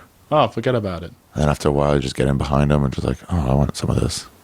Oh, it's fantastic. Oh, it's great, Ari. I can't tell you. Yeah. I've got a boner right now thinking. Yeah, the girl that hooked it up with me, she was like, I was like, wait, so when do I like do this? She goes, you're overthinking it. You're overthinking it. Just whatever will happen, will happen. I want to do it again because plan. I think it'd be so much better. The first time I was just so overwhelmed by the whole thing. I just kind of enjoyed it almost as a spectator more than anything. Right. But it's just like being on a bit of drugs and being a bit drunk and just having all that flesh. It's just the feel of the flesh. It's just great. I feel like proper like Roman hedonistic. It seems hedonistic yeah, for yeah, sure. Yeah. There's people all around me. But So you did that once. did that once. I tried to get it going a couple more times, but it's hard work, man. Yeah. Especially for when we're apart so much of the time. But Go, because she doesn't live in London. No. So you have a unique experience where you have an open long distance relationship. Well, that's the thing. Like if you were living together in London, like you did with your gal, I don't know I don't know if it would work. I don't know if I could. If we were in the same town, Right. and the open relationship has kept us together over the long distance. Now, when you say don't know if it'll work, do you mean you really don't know if it'll work, or do you mean it'll be different and have to work at it differently? Yeah. Okay. I'd have to figure it out again. Yeah. We'd have to come up with new rules, like you guys. Yeah, don't bring it back to the place. Yeah. No Asians. Oh, no Asians. So, yeah, just a fundamental, the usual rules. Also, like, I don't know if I'd be able to handle it, though, being in the same town as her, and she's off having sex with some guy, and I'm alone at home, and I've just got to sleep alone at home while she's... That feels a little lonely. Yeah. I will tell you that there's a level of jealousy that in the beginning of the relationship that went down towards the end of the relationship. It was still there, a pang of jealousy, but it would be way lessened, and it wouldn't last as long. It's like, oh... But honestly, I felt the sort of same way here one night when I just came back. I was like, I'm not drinking tonight. I'm just coming back to the flat. Hopefully someone will be here. Hopefully Alex will be here with his wife. We can all hang out, you know. But when no one was, it was like, oh, Yeah. I'm alone. You get FOMO? Do you get a lot of FOMO? Sure. Yeah. Yeah, sure. Sometimes fear of missing out. And this month is bad because there's just so much shit going on every night. This is how New York is. I don't know if London is. London's more of a sleepy town, though, right? At night. Oh yeah, things shut up at like Yeah. 11. It's crazy. So in New York, Monday night, let's say, I remember this happened once. I was coming home from a place, from a show. It was like 12:15, 12:30. I was walking off the subway with a guy, with this other comic, and we saw this group of like 8 to 10, like, you know, college age, maybe 25-year-olds, whatever, going out. And it was this feeling like, should we be going out? And it's like, yeah, in New York, someone's always going out. Oh, yeah. So you always have that feeling of like, don't waste this, man. People are going out tonight. No matter how. It always feels like New Year's Eve. But if you live somewhere like New York, do you not just get normalized to all that? You just go. Did it not just become part of the scenery? Like this Yeah, is just sort of. But I also always end up going out. I've cooked like 6 times in my apartment. You know. Yeah. But are you like gigging every night and then going out after? Yeah, sometimes I'll go back to work sometimes I'll just go back home. But if I'm done at like 12:30 or like on weekends if I'm done at like 1:30, then it's like, all right, night's over. But you guys actually have like bars where you guys hang Bars out. and stay open. Because we don't have bars really. We have pubs which then close at 11, and then you have to go to fucking horrible nightclubs if you want to keep drinking. Yeah, LA is that. Oh really? Yeah, all of that. All those are closed at 2. But New York has actual bars and they have clubs. Clubs suck. Oh yeah. I just want to fuck it. The UK kills us on that. Just a place to go and drink and talk. A nice pub. Some music, so not too loud. You're saying you don't have that? Because I think you have... No, New York has some. Oh, right. So LA, right. LA, Yeah. you don't have just a place to hang out. That's weird, though, because I think, like, LA would want to facilitate all, like, networking and shit like that. Absolutely, you would. So are there not just loads Everything closes at 2. You get some restaurants open later, and that's Right. it. Wow. Diners. Huh, that's weird. Yeah. Oh, I love a good late night. Let's just drink more. Yeah, and Edinburgh's really good for this. Is 1 month where they're just, like, a couple of bars that stay open really late and Yeah. just hang out. Well, those pop-up bars are great. Yeah, in the venues and Yeah. stuff like that. But even other bars. I went to Banshee Labyrinth. Oh, yeah. Have you been there? Not just to hang out, no. So they have a venue, but at night it shuts down. So, okay, so a girl here took me, whatever, to that. Oh, you met a... Just met a girl, whatever. Uh-huh. But she was like, "Let me show you a bar." I was like, "Okay, sure." You know, nothing has to like go down. It was just like, okay. And yeah, she took me there. They had this movie room where they just play different movies. So this rolling all night. Just, yeah, different thing. Maybe it's one, and I don't know. Matrix was playing. You sit in there. Everyone's talking and drinking, talking to each other. That's great. And then also watching. It was just cool. It's just like a cool. That's just one of the 8 rooms in there. I don't know. Just sometimes they're fun places to hang out in bars, as long as the music's not blaring. Yeah. You can actually talk. Yeah. And the nightclubs just play such shitty music. Such shitty music. Why do I have to listen to fucking Pussycat Dolls? That forces me to be on Molly. Well, yeah, exactly. In America, do you have cheese? Like cheese nights? I don't think so. So it's like cheesy music, or you only play cheesy music? Like 90s, like Disney, like... Oh, fucking, really? Yeah, it's huge here among my generation, cheese. You got this cheese night. It's so that you can dance and be sarcastic about it. Oh, right. It's because we're so bad with our emotions here. We can't go out and dance genuinely to good music. Actually, we have to do it ironically, because it's the only way British people can process any feeling is through a filter of cynicism. And I fucking hate it. And I hate cheese nights. Yeah. They're just awful. And now, like, Chloe and a few friends have got me into, like, really good, like, electronic and techno. And it's like, this is the music I should have been dancing to this whole time. When people have been making me dance to the Jackson 5 and S Club 7. Oh, right. And just like, haha, remember this? Yeah, I got into, I was at some music festival outside San Francisco. And Nick Thune, you know Nick Thune? Yeah. Okay. So he was there, and he's like, hands me a pill. I'm like, what? He's like, just, yeah, man. And so it's like, okay. And it's the first time I saw this guy, Pretty Lights, the DJ. Yeah. And understood electronic music. Well, yeah, this is exactly it. Before I had my first good ND trip, I listened to electronic music. I was going, what is this drone? It just doesn't stop. And then I got an MD. I'm like, this just doesn't stop. And I realized, this is why they just... I've realized recently what electronic music is you know when you listen to a song you like for that one bit that's really good, and then the rest is kind of okay. Good techno just takes that one good bit and just repeats it again and again and again and again and again. You just get to experience it over and over and over and over again. Yeah. And so I really love it now. And so like the other night I've been to 2 concerts here already, like electronic music. Really? And just on MD, just fucking great, man. You just feel so good. Me and my friend went to see at Bonnaroo. We saw whatever's left of Grateful Dead. And I've never been a fan. I've always been like, ugh, garbage. You know, they have one song and everything else is like, I don't need to see some band play jam for 23 minutes on a song. But man, when you're on mushrooms, that's exactly what you want. Yeah. Space out. The beat stays the same the whole way. You just mind. And when they change songs, you're like, you come back a little bit. You're like, oh, all right. Yeah. Okay, so by the way, when I tell you like nothing bad will happen to you, I mean when you're having the thoughts on mushrooms, like something bad is happening to me.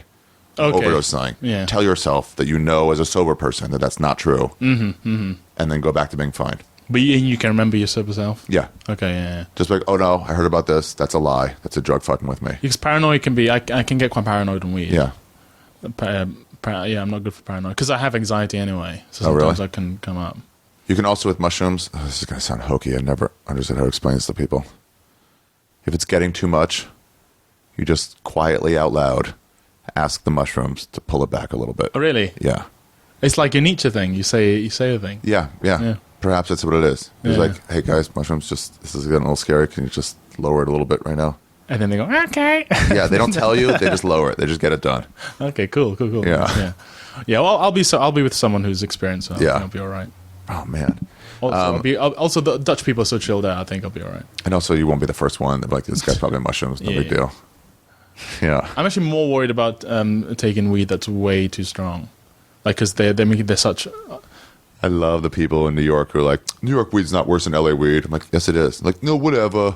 And then they come to LA, like, let me smoke you some of my, not even the best I have, just better the end. reserves. 90th percentile of what I have in my apartment. Yeah. And then they're gone. Yeah. Dude, do you know Mike Wilmot? Yeah, sure. He's big into the pod. He smokes a lot. Yeah. And I was gigging with him in Edinburgh outside the festival, and they put us up in a hotel. And he'd take a couple of puffs of this pure blunt, sure. And he'd go to the gym and do a workout. Yeah. And I take 2 tokes of this thing that night, and I'm done. I have to go to bed. I'm not making any sense. I forget how I start the sentence halfway through the sentence, you know. Wait, what was I talking about? Yeah. What was I even saying? Oh, yeah. Before I Just even tolerance, man. Yeah. My roommate, who was my first big pot smoker in my life, Aaron, he said that whatever you're doing when you start smoking weed, you will just keep doing. So if you're sitting on your couch watching TV, that'll be the next 9 hours. Right. But if you're writing, you'll just keep writing. If you smoke right before you go work out, then you can just work out forever. Okay. Errands, whatever. Do you get competitive with sex, where it's like she's done it, no, I have to do it? Yeah. You do. Yeah, I think, but that's something that spreads onto other aspects of my life where I'm always looking. I'm a bit obsessed with the idea of balance and scorekeeping. Scorekeeping, yeah, that's what it comes down to. Sometimes. I mean, I do the same in comedy with my friends in comedy. You know, or if they've done this, the part of me thinks, okay, I need to match up to them by doing this, even though you're doing other things that they're not doing. Exactly, yeah. But then I have to wait. So because I'm doing this and they're not, maybe that brings me up. And I know there's such stupid things to do, but some people just can't help themselves. And so I have that with her, and that's what this. When she hooked up with that comedian, that's what it was to me, to hook up with this other girl and hurt her with it. Right. It was to you hurt me. I need to show you what hurting feels just to like. balance. Yeah, and it sounds so sinister. You know, it's not healthy, right? Or is it healthy to do that? Well, I did feel a lot better. I did feel a lot better. Okay. You know, it's tricky. I don't know. We're weird animals. Sometimes we just need to do the bad thing. Yeah. And then get over it. You know that saying is it's much easier to get forgiveness than permission. Yeah. So that I've kind of been doing some stuff in accordance with that, and it's kind of true. Because when somebody says, no, I don't want you doing that, now if you do it, it's way worse than if you knew they wouldn't have wanted you to do it. Yeah. The worst thing guys do is ask their guy friends right when they break up, like, do you mind if I hook up with her? Like, you don't care. And it's like, dude, they're not in a healthy enough place to tell you their real feelings. Yeah. Which are, please don't do that to me. I don't want to show you that I still care, but please don't do that to me. Yeah. I think it's a generational thing as well. I think guys are getting, or maybe this, I don't know, maybe just speak to my social circle, but I think guys are getting a little more open with talking about their feelings. Yeah, I think so. As mental health becomes more talked about, and maybe as guys keep killing themselves, I think guys are starting to talk about it more, which is good. Yeah, guys got to start killing others. You got to go soon? Well, like 5-10 minutes, like 10 minutes. Is that cool? Let's see what we got here. I had some other questions. Were there any unplanned? Did you tell your mom and dad about the open relationship? Yeah. No. Yeah. Well.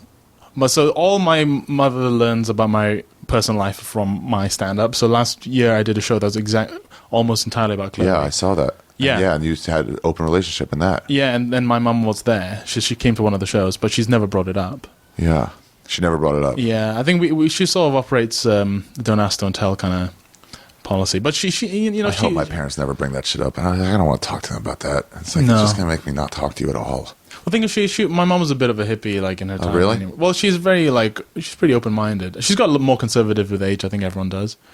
But but she's a really cool lady. And we just don't really talk about that sort of thing, really. Yeah. Yeah. Why would you? Yeah. I just feel too embarrassed. It's like, I know, like, does a part of you feel like this seems wrong, even though I'm fine with it? I also know from my conservative former self that this is wrong. Well, when we're a Catholic family. And we're not really practicing, but I grew up Catholic. I went to church for a little bit when I was a kid, and that guilt, I don't think that ever really goes. And so sometimes you feel guilty just for doing something that's pleasurable. And you think, it's almost embarrassing. This can't be purely good. There must be something wrong. I must be doing something wrong to someone. I must be upsetting someone. Yeah. I must be upsetting some higher power by doing this. And you're not. And it's taken years for me to realize I'm not, and that no one's keeping score, and there's no set of rule books in the sky that I have to live by, and that we're all trying our best and trying to figure this out. Yeah, I'm a recent atheist. Not recent, really? but like I was raised Orthodox Jewish. No way with the curls and all that. No, that's close to curls. Sorry. Yeah. By the end, it was like I should start growing these out, and then it was like, oh no, let's do nothing instead. So your parents still pretty religious? Yeah. Okay. But a part of me still feels, because of that childhood like repression of like, this is wrong. Even just regular sex with a woman that I like. I've been out with, let's say I went on 4 dates with one and then had sex. Yeah. I still feel like, this is a little wrong. Right. But it's like, I don't feel that way at all. Just like something deep in there. Yeah. And there's this, we tell ourselves these narratives that aren't really grounded in anything real. But you get addicted to a narrative of your life, and you tell yourself, I'm this person. this is the sort of thing I do, this sort of thing I believe, this is the sort of thing I won't do. And it changes. What you do and you won't do, or changes every day. Yeah. So there's no point trying to... You ever see a comic who has a catchphrase that they developed their first year of stand-up? And you're like, dude, you were a shitty comic then. Why are you honoring that comic by still doing the stupid fucking catchphrase? Yeah. You wouldn't have made that now. Yeah. So don't be that guy. Or whatever it is. Like, dude, you made that decision when you were 18 about your life. And you're going to stick to it at 33? Yeah. Like, why? Why, yeah. There's an arrogance to it. I've just learned to trust my current wisdom more than my to past revisit. wisdom. No, just trust what I think now because I'm wiser now. So Yeah. it doesn't matter what I used to do. Right. That's smart. Did they, what was I just going to say? Fuck, sorry, I had it.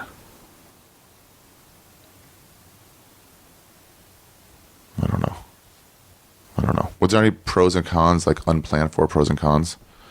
Oh, I know what I was going to say. That's what people say when they say I could never handle an open relationship. It's like, I think your 18-year-old self could not. But I think, to my guy friends, I'm like, I think you could. Now. You could now. I think you could, like, at first be like, whoa, is she going to...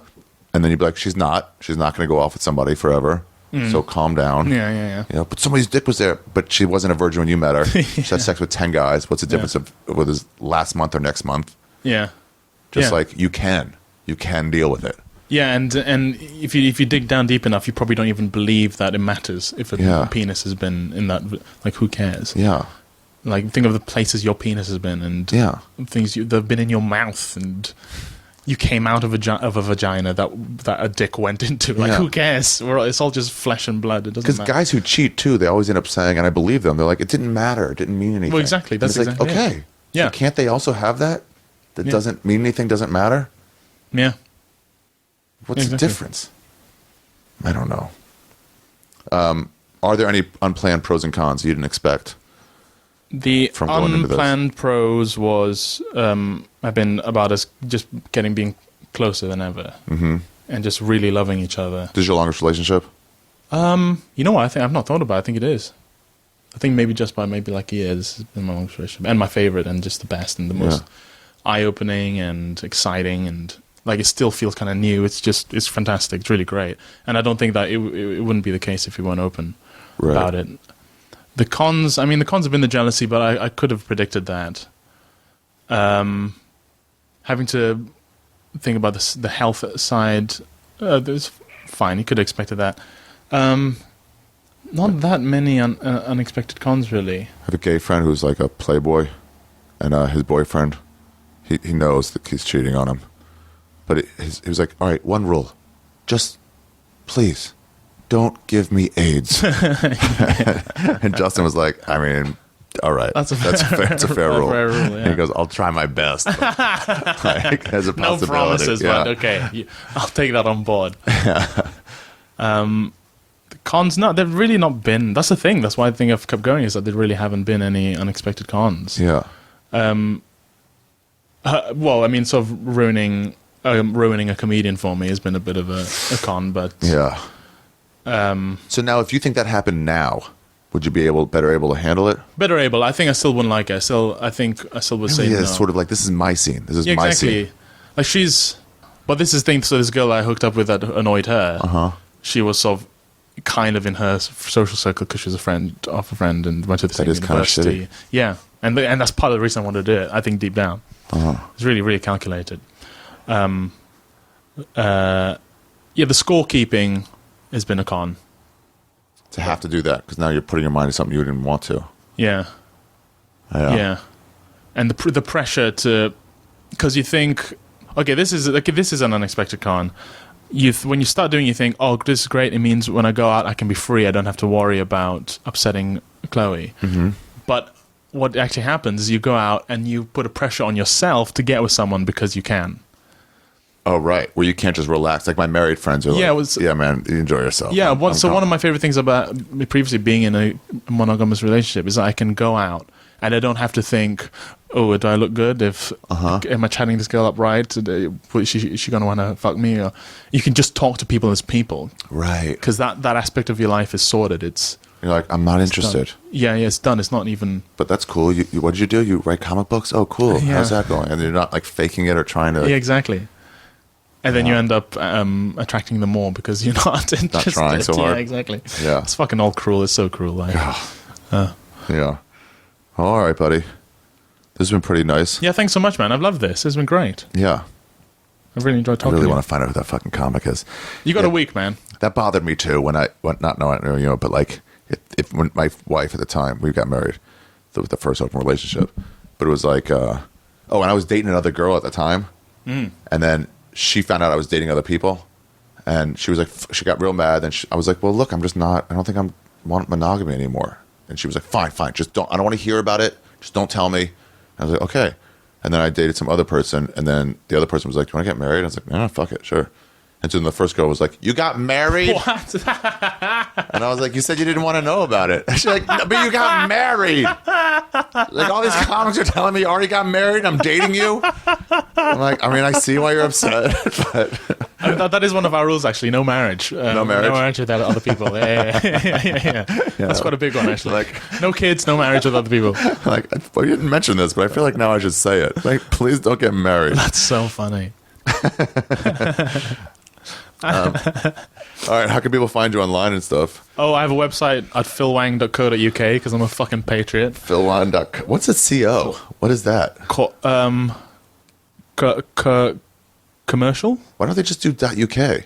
Oh. Do they have those? No, I don't think so. .co.uk. It's .co.uk. So if you put in philwang.com, what comes up? The redirect? think it does. I think so. But just more importantly, just my Twitter. What is that? At Phil N. Wang. What's the N for? Huh? What? Yeah, that's it, yeah. Nathaniel. Nathaniel Wang? Nathaniel Wang? Phil N. Wang, yeah. I want to see what comes up. philwang.com. Yeah. I think we have... It's going to be some real estate broker. I think there was an electrical engineer. Who did it? Who did a mirror? Who has philwang.com. Phil N. Wang. All right. No, nothing's coming up yet. We'll see. Well, that's even worse. It's even worse that nothing comes up.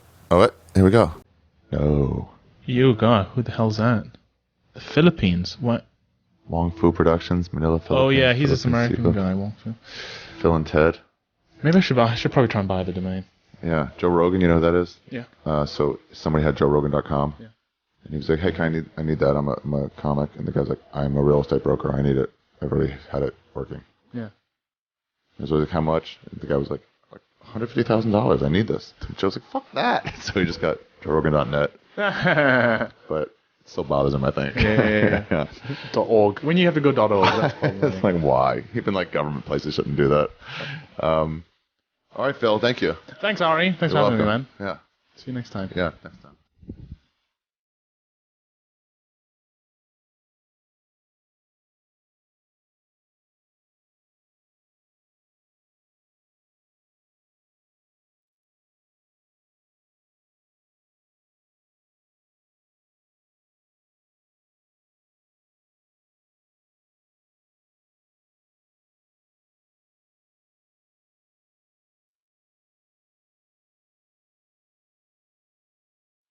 That is the episode.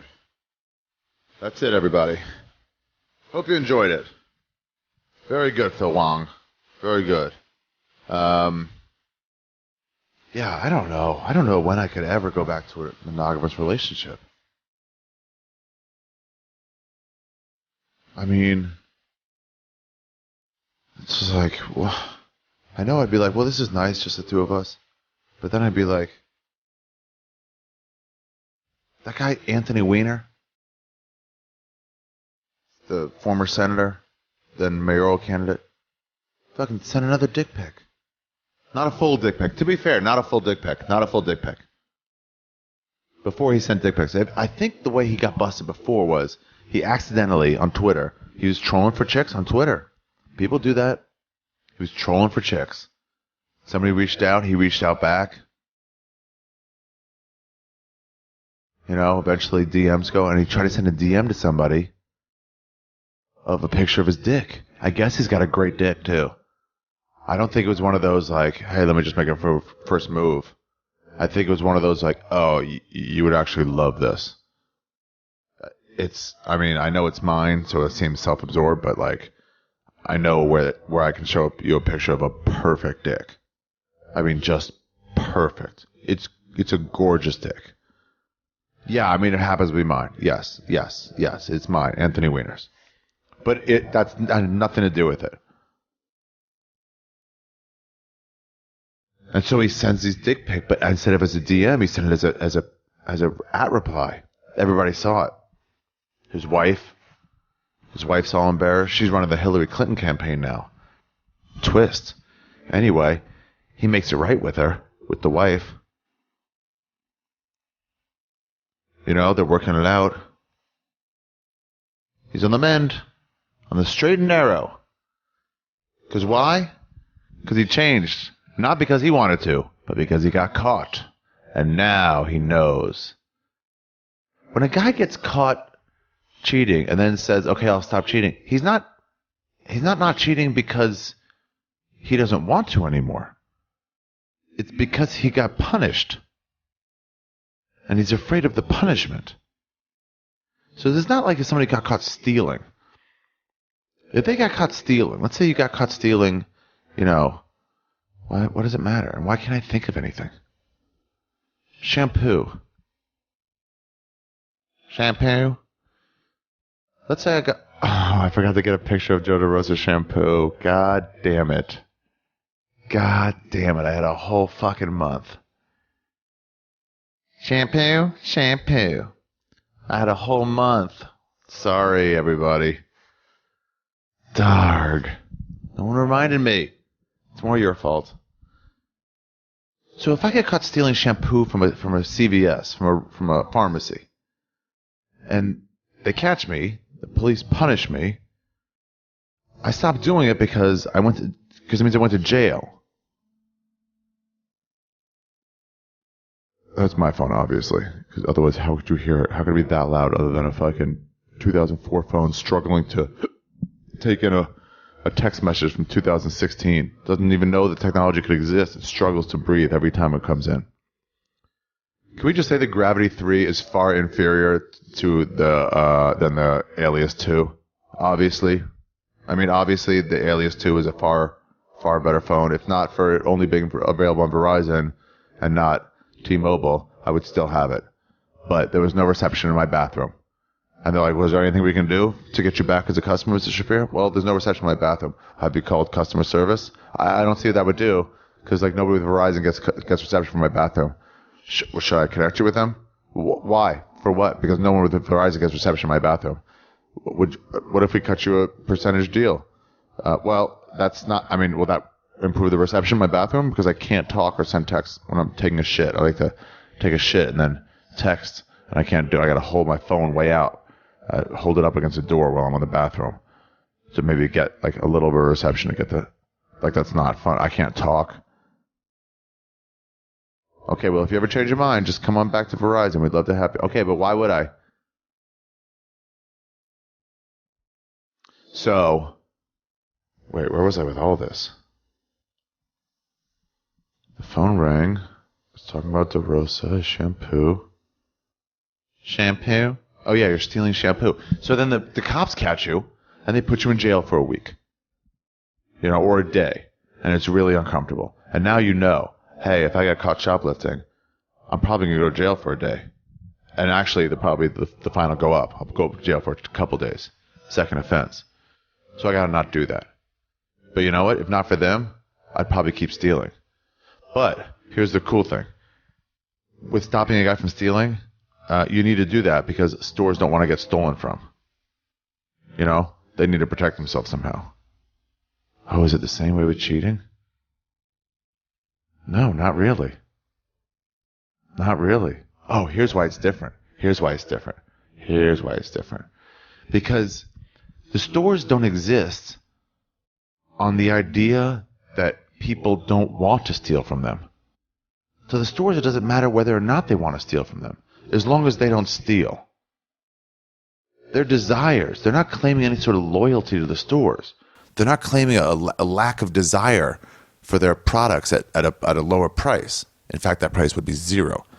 They don't care one way or the other, stores. They just want your business. But a husband and wife, a boyfriend and girlfriend, you say you don't want the person to cheat, but you don't want them to want to cheat. Once they want to cheat, that's it. So if they stop cheating just because you caught them, they'd still be cheating. Their desire to fuck another person is still there. So Wiener gets caught, and they're like, "Oh, no, I'm gonna be better now." Which is like, what? Are you kidding me? I mean, anyway, and so for some reason, they let him keep his Twitter. The thing he was going to reach out to chicks on. He was like, "Sweetheart, I mean, I know. Trust me, I messed up. I almost lost you. I never want to do that again." But, because he's got a desire, you know? He's got this desire to get back on that tweet box and get some sweet young puss. "Sweetheart, I am very sorry. I think you know how sincere I've been, but I need Twitter for work. It's important. I'm a public figure. I need to maintain a public image. I will not be doing any of that stuff anymore. It's the furthest thing from my mind.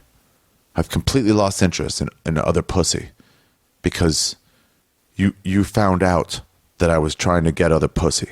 So that makes me no longer want it.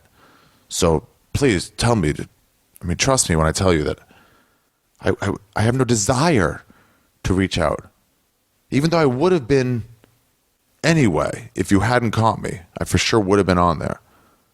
But now I will not be on there because I don't want to anymore." And so she let him have his Twitter.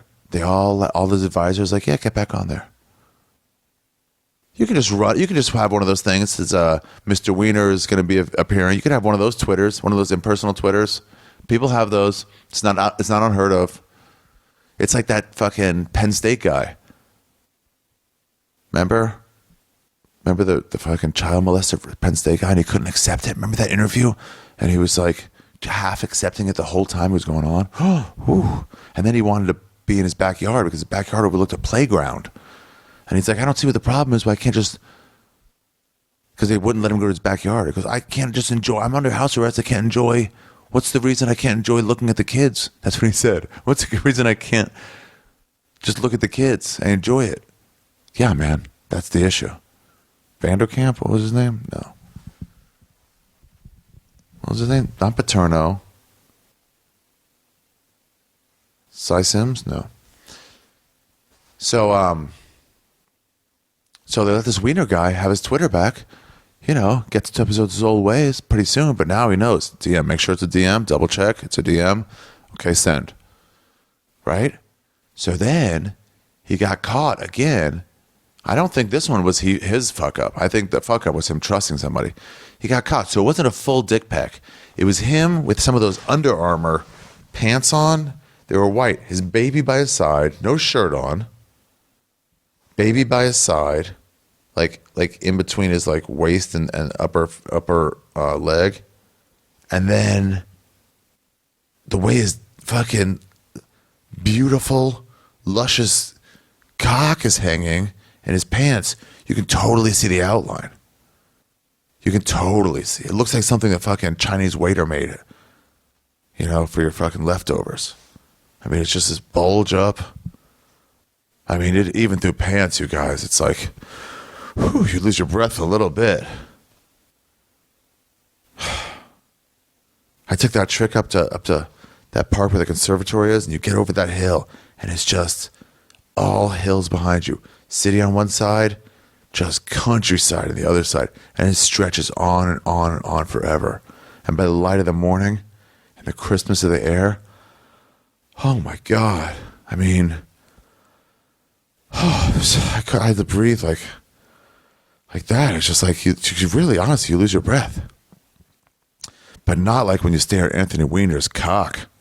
Oh, that is like on another level. And so you're asking a guy like that to stay monogamous. And if you can't, it's going to fuck up your marriage. But he wanted the marriage. He just also wants to fuck some hot young puss. He's got a monster dick. You can't keep that to himself. Well, if you love me, you wouldn't do it with anybody. What? Why make that the rule? If you love me, you wouldn't play basketball with anybody else. It's just as arbitrary. No, because that's not something you do with your girl. So? If you loved me, you wouldn't see movies with anybody else. I like that Weezer song. I want a girl who laughs for no one else. To me, that's cheating. I don't care if somebody puts their paws on you. I'm going to go out with this Leonard Cohen song about somebody listening to his woman fucking in the other room at the hotel next door and him being totes cool with it. Don't forget London on Saturday. Still some tickets left. All of Scandinavia. Go to arithegreat.com for tickets. Oslo, Norway. Reykjavik, Iceland. Bergen, Norway. Copenhagen, Denmark. Stockholm, Sweden. Then Tampa, Chicago, and one night in Denver with old material in Denver.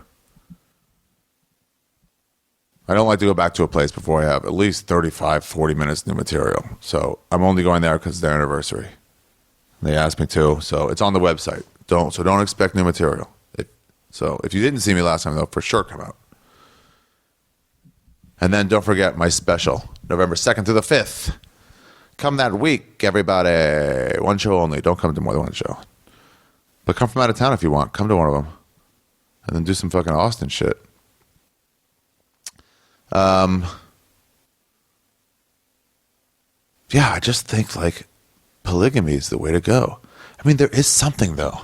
There is something with getting so comfortable with one person that you just don't even think about anybody else.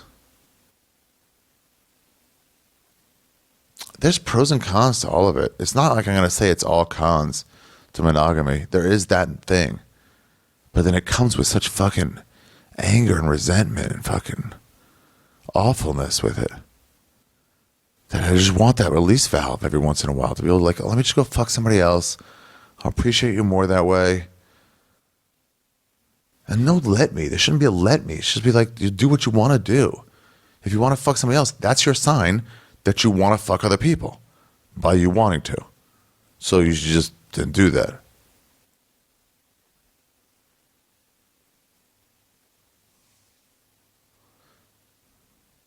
Yeah. I mean, you do it with somebody, then you start getting heated with them, and then you do it with somebody else, and it kind of goes away a little bit. But, you know, over time, if you keep doing it with the one person, and then occasionally do it with others, you still stay pretty close with that one person. You know, this got to balance it. It's like Coke. You got to do it like 3 times in August instead of fucking 20. It's probably should have said 3 times a year. All right, you guys. I'm done. I challenge you to give it a chance if you're thinking about it, an open relationship. And don't just say, I can never do that. You know, some things are hard. Change is hard. You can fight through it a little bit. That's what I found. You fight through it for a month or two, and then you're in this cool place of like, oh, yeah, this wasn't really a problem. And I would tell you this too. If you are thinking of going into like an open relationship and you want to talk about rules and stuff, I would say like revisit the rules every once in a while. And don't spring on people right away. Like, hey, let's talk about the rules. Tell you like, hey, next week, let's talk about the rules we have and see if we want to change anything, if we want to do anything different, or how we're feeling about it. Just bring up anything. That's not a bad idea. It's to tell people through emails first or texts, and then let them react on their own, and then deal with it. Because there is that one reaction right away, and there's another reaction, you know, the next day, or even like an hour later. Because first, like, what? No. And you're like, okay, calm down. It's nothing. Relax. We do that a lot in life. And you realize, oh, I don't care. But it takes a second sometimes. All right. Should we stop? Let's stop. Thanks for tuning in, you guys. Sorry it took an extra week to do this one. It was too hard, Edinburgh. But I do have a few saved up. Craig Campbell's back. We got a really good one with these 3 guys about Spain. And then, Henry Rollins is coming up. Got a good one in Edinburgh. Got 5 total. All right. Bye, you guys. Thank you for tuning in. Goodbye.